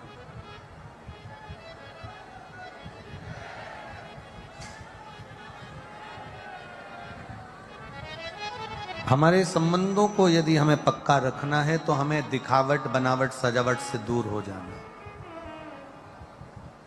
एक बात बहुत अच्छी अपने जीवन में उतारिएगा,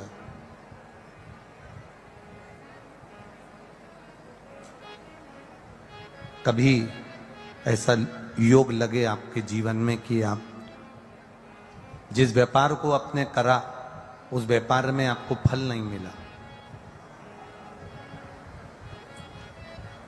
फिर आपने व्यापार चेंज करा, फिर बदल कर देखा, फिर उस व्यापार को कर देखा, उसमें फल नहीं मिला, फिर आपने वापिस व्यापार को बदलने का विचार किया, तो हमारा निवेदन रहेगा उस व्यापार को बदलने से पहले एक काम जरूर कर देखो। 3 स्थान पर बेलपत्र को चढ़ाकर देखिएगा। अगर आपको लगे कि मैंने व्यापार बदल लिया, एक बार बदला, कई लोग ऐसे भी होते हैं जो पैसा इकट्ठा करते हैं, धन एकत्रित करते हैं, और कोई व्यापार ऐसा कर लेते हैं जिस व्यापार में धन चले जाता है तो वो धन वापिस नहीं आता महाराज, वो व्यापार का धन वापिस नहीं आ पाता। तो बड़े दुखी होता है कि भाई मेरा गया हुआ पैसा नहीं आ रहा, मैं बड़ा कष्ट में हूं, मेरा खुद का ही आ जाए ना तो मैं निहाल हो जाऊं, मेरा अपना ही नहीं आ रहा जो गया हुआ है, तो मैं क्या वर्णन करूं, उसको क्या कहूं। उनके लिए भी ये प्रयोग, ये शिव विद्येश्वर संहिता का ये भाव बड़ा सुंदर है महाराज। आप व्यापार पर व्यापार बदल कर देख लिए, धन भी हमारा कहीं डूब गया, आ नहीं रहा है, तो प्रयास करना। 3 स्थान पर चढ़ाई गई बेलपत्र हमें सुख का अनुभव करा देती, बहुत ध्यान लगाइएगा। पहला, अशोक सुंदरी की जगह। अब ये बेलपत्र जब भी आप चढ़ाएंगे तो रविवार की अगर प्रदोष पड़ जाए, कौन से दिन? रविवार की प्रदोष के दिन ये प्रयोग अवश्य कर कर देखिएगा। ज्यादा बार नहीं करना है, केवल एक ही बार करना, बाबा स्वयं कृपा करेगा। अपने मंदिर में, अर्थात अपने घर के पास कोई मंदिर हो, शिवालय हो, देवालय हो, जहां शंकर भगवान विराजमान हो, शिवलिंग हो, ऐसी जगह पर अवश्य करें। हमें कहीं दूर जाकर ये प्रयोग नहीं करना है, अपने अपने शिवालय, अपने जो घर के आसपास में शिवालय हो वो।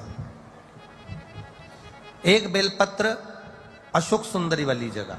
अब उसको अशोक सुंदरी की जगह पर भी चढ़ाने का तरीका क्या है? ये शिवलिंग है, ये जलाधारी है, ये जल बहता है, बीच में जो मोटी सी लाइन है वो अशोक सुंदरी का स्थान। ये जो भाग है षडानंद कार्तिकेय गणेश जी और कार्तिकेय जी का। जलाधारी मतलब माता पार्वती जी का हस्त कमल। शिवलिंग मतलब भगवान शंकर का स्वरूप। ऊपर से जो बूंद बूंद पानी इस पर गिरता है वो शंकर भगवान की 5 लड़कियां, जया, विषहरा, शामली बारी, दौतली और देव। शिव जी की 5 लड़कियां ऊपर, एक लड़की शंकर भगवान की 6 नंबर की अशोक सुंदरी उनके चरणारविंद के पास, उनके गणेश, षडानंद, कार्तिकेय के मध्य में।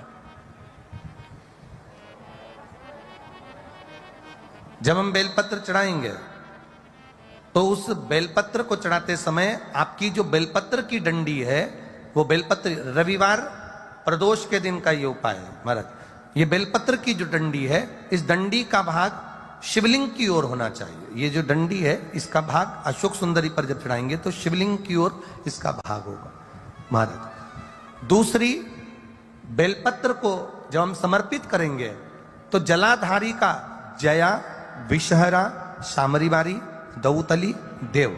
मान लो जलाधारी ऊपर नहीं है शंकर जी के, तो उसका स्मरण कर कर 5 कन्याओं का नाम लेकर जया, विषहरा, शामलीबारी, दौतली, देव, इनका स्मरण कर कर शंकर भगवान के शिवलिंग पर बेलपत्र रखेंगे। बेलपत्र कहां रखना है? आप अगर यहां बैठे हो तो आपके विपरीत में डंडी का मुख होना चाहिए। ये बेलपत्र की जो डंडी है इसका मुख आपके विपरीत में हो। आप यहां बैठे हो तो डंडी उधर होगी, आप इधर बैठे हो तो डंडी का मुख इधर होगा, आप उधर बैठे हो तो डंडी का मुख इधर होगा। आपके ठीक विपरीत की ओर डंडी का मुख हो। ये 2 जगह बेलपत्र समर्पित करने के बाद तृतीय बेलपत्र शिवलिंग की जो जलाधारी है, जहां पर भगवान शंकर का शिवलिंग रखा है, वहां स्पर्श कराकर, केवल छुआना है, स्पर्श कराकर बेलपत्री के पेड़ के नीचे ही कोई कंकर हो, कोई शंकर हो या कोई मिट्टी का ढेला हो, नी हो, तो वहीं मिट्टी को थोड़ी सी ऊंची कर कर एक बेलपत्र बैठकर इस बेलपत्री की डंडी जड़ की ओर, मतलब जो वृक्ष होता है उस ओर इस डंडी का मुख होना चाहिए।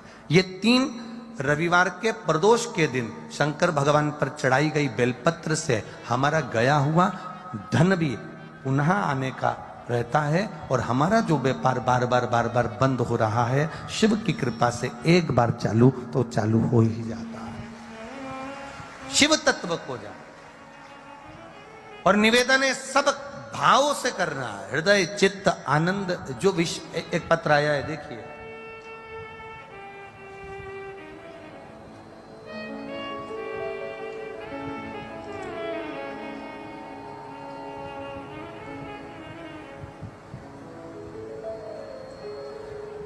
मैं सुशीला देवी भिवानी राजस्थान से आई हूं। कहीं बैठी हो सुशीला देवी तो हाथ हिला सकती हैं। भिवानी राजस्थान। मैं सुशीला देवी भिवानी राजस्थान से आई हूं। गुरुदेव, मैं बाबा का क्या वर्णन करूं।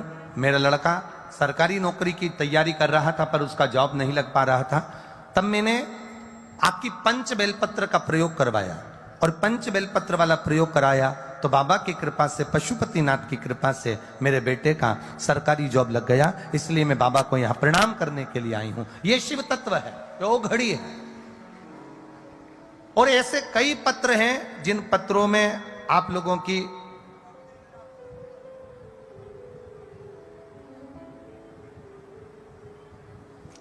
नौकरी के लिए आप लोगों ने बाबा से प्रार्थना करी और इसमें कई पत्र हैं जिनके सबके जॉब बाबा ने लगाए। कितनों का वर्णन करें, कितनों के लिए।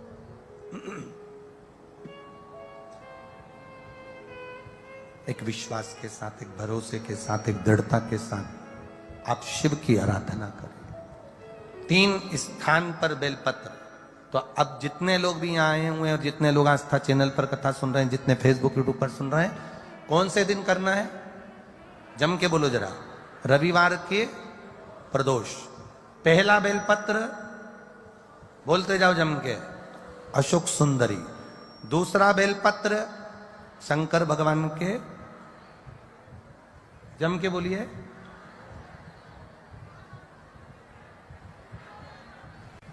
जम के बोलो जरा। दूसरा बेलपत्र शिव लिंग के ऊपर 5 कन्याओं का स्मरण कर कर नाम बोलेंगे सभी। जया, विषहरा, श्यामली बारी, दौतली, देव। ये 5 कन्याओं का स्मरण करके शिवलिंग। तीसरा बेलपत्र जलाधारी, जहां शिवलिंग रखा हुआ है उस जलाधारी पर स्पर्श कराकर और वो बेलपत्र का भाग ले जाकर बेलपत्र के वृक्ष के नीचे।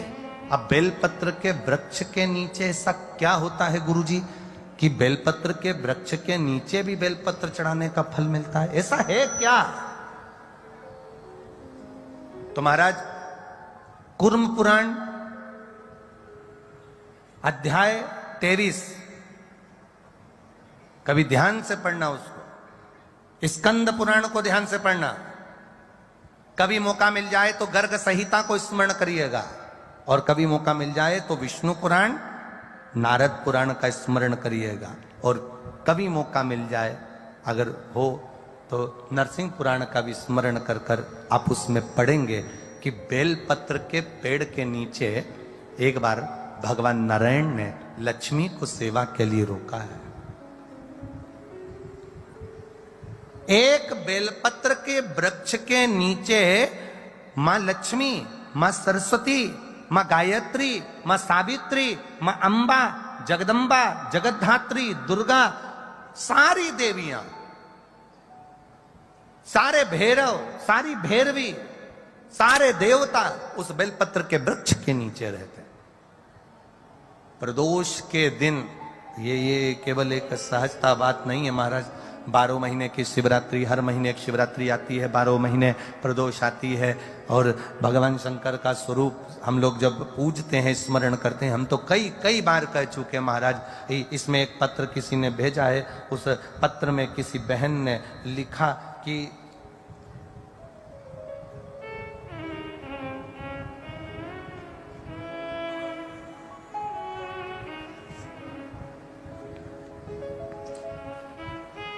मेरा नाम पिंकी सोखिया है, मैं नगर भरतपुर से आई हूं।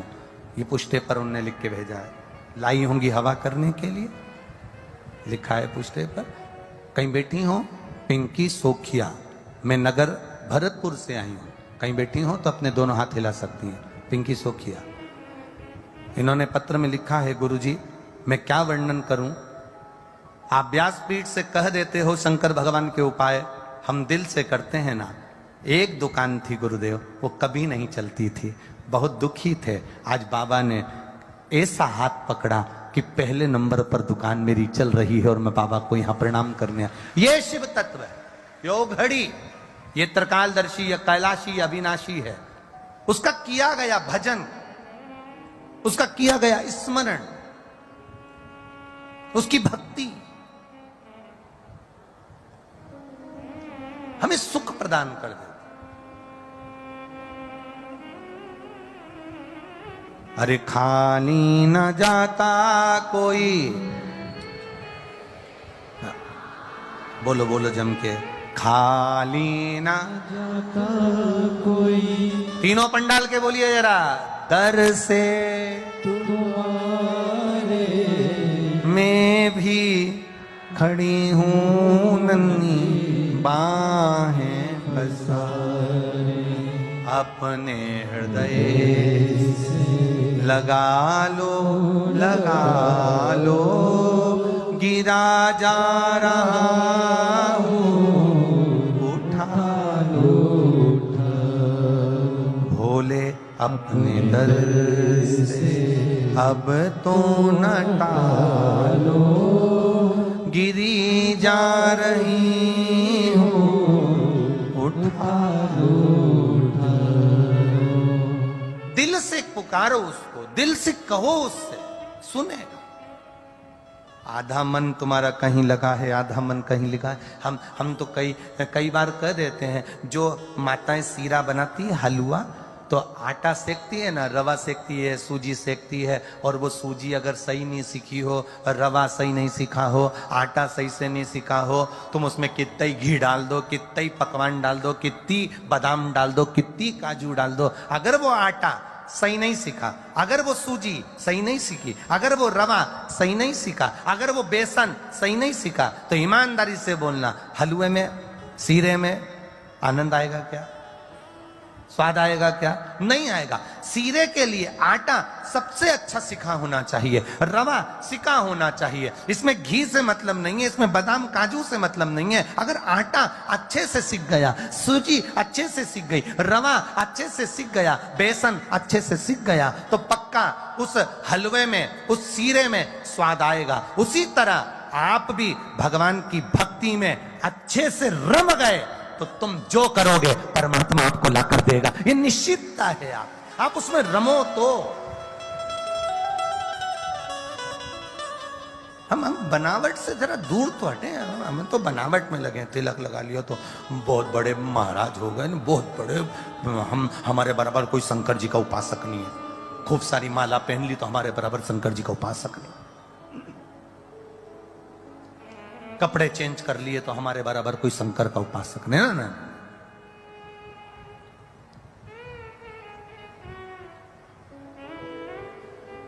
अब थोड़ा दूर हटो इन सब से।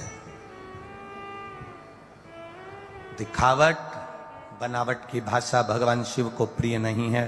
सती मैया ने बनावट की भाषा में आकर एक शब्द कह दिया, मैंने कोई परीक्षा ही नहीं ली, असत्य बोल गई मां। एक झूठ व्यक्ति की जिंदगी को बर्बाद कर देता है। एक कौवे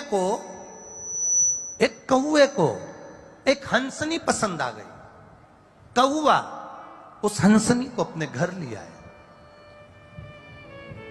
अब हंस को बड़ा दुख हुआ, हंस ने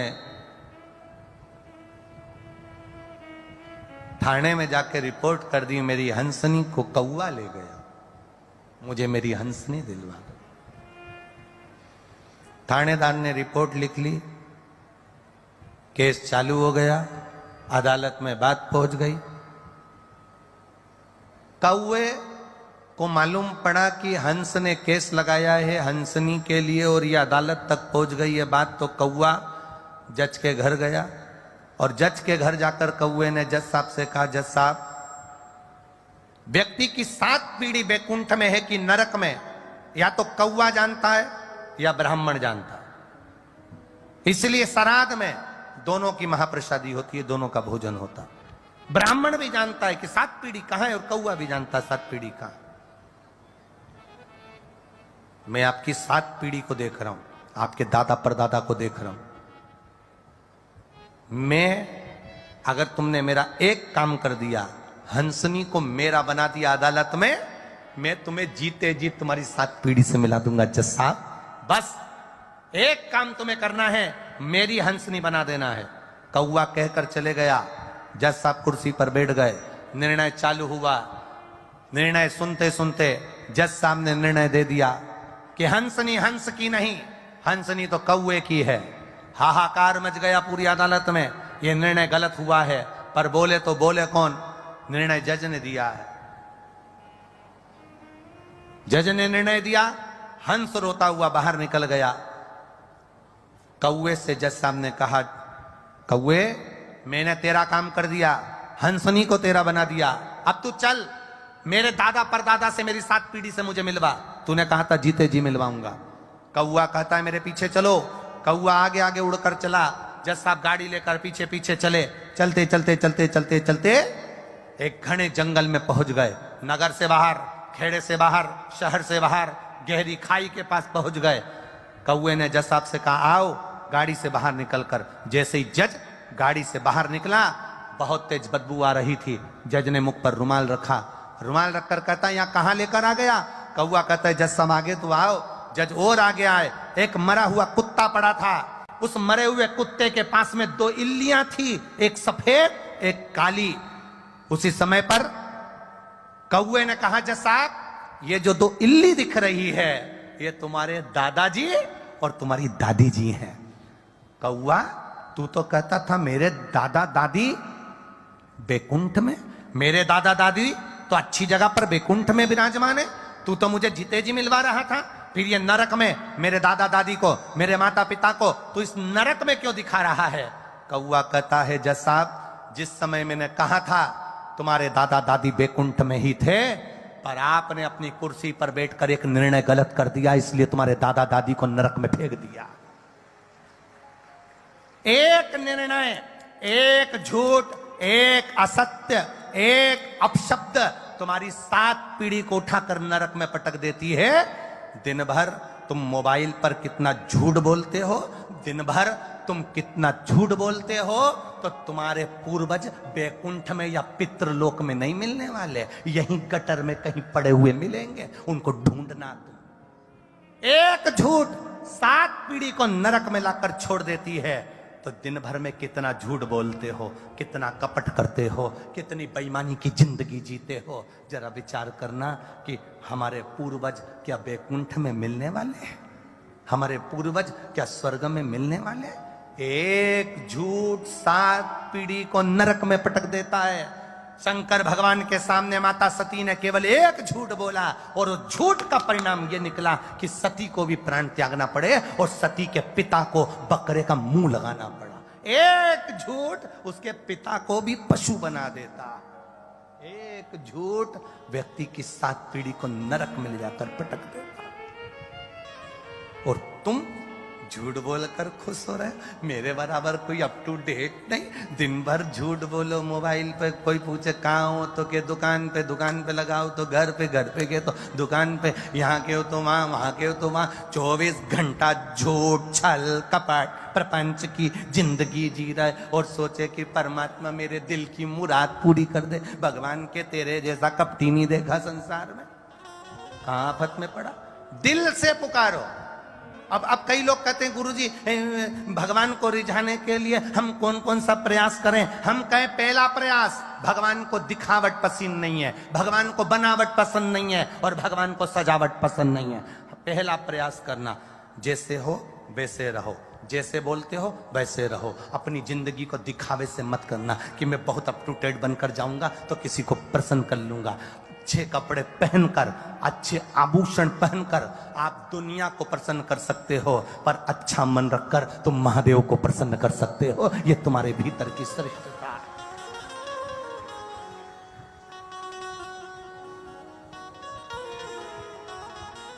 हम परमात्मा को प्रसन्न करने का प्रयास तो करें। अभी कल अभिषेक होगा, कल रात्रि को 9 बजे से 10 बजे तक हम अभिषेक करेंगे। सब अपने अपने घर में पार्थिव शिवलिंग का निर्माण करेंगे। कई ऐसे भी होंगे जिनके भीतर शंका का समाधान नहीं हो पाएगा। करें ना करें, क्या करा जाए? रात्रि का अभिषेक करेंगे ना करेंगे, शिवरात्रि का अभिषेक करें कि ना करें, ऐसा तो नहीं वैसा तो नहीं, तुम अपनी। और कई लोग आपको भड़काने का काम करेंगे कि कैसे भी अभिषेक ना हो, ना करें, और आप उनके कहने में आकर अपनी जिंदगी को फिर 1 साल के लिए पीछे धकल दोगे। फिर मौका ये सावन की शिवरात्रि का नहीं मिल पाएगा, फिर अधूरे रह जाओगे, और वो इंतजार तुम्हारा बना के बना रह जाओ। करो उसकी प्रार्थना।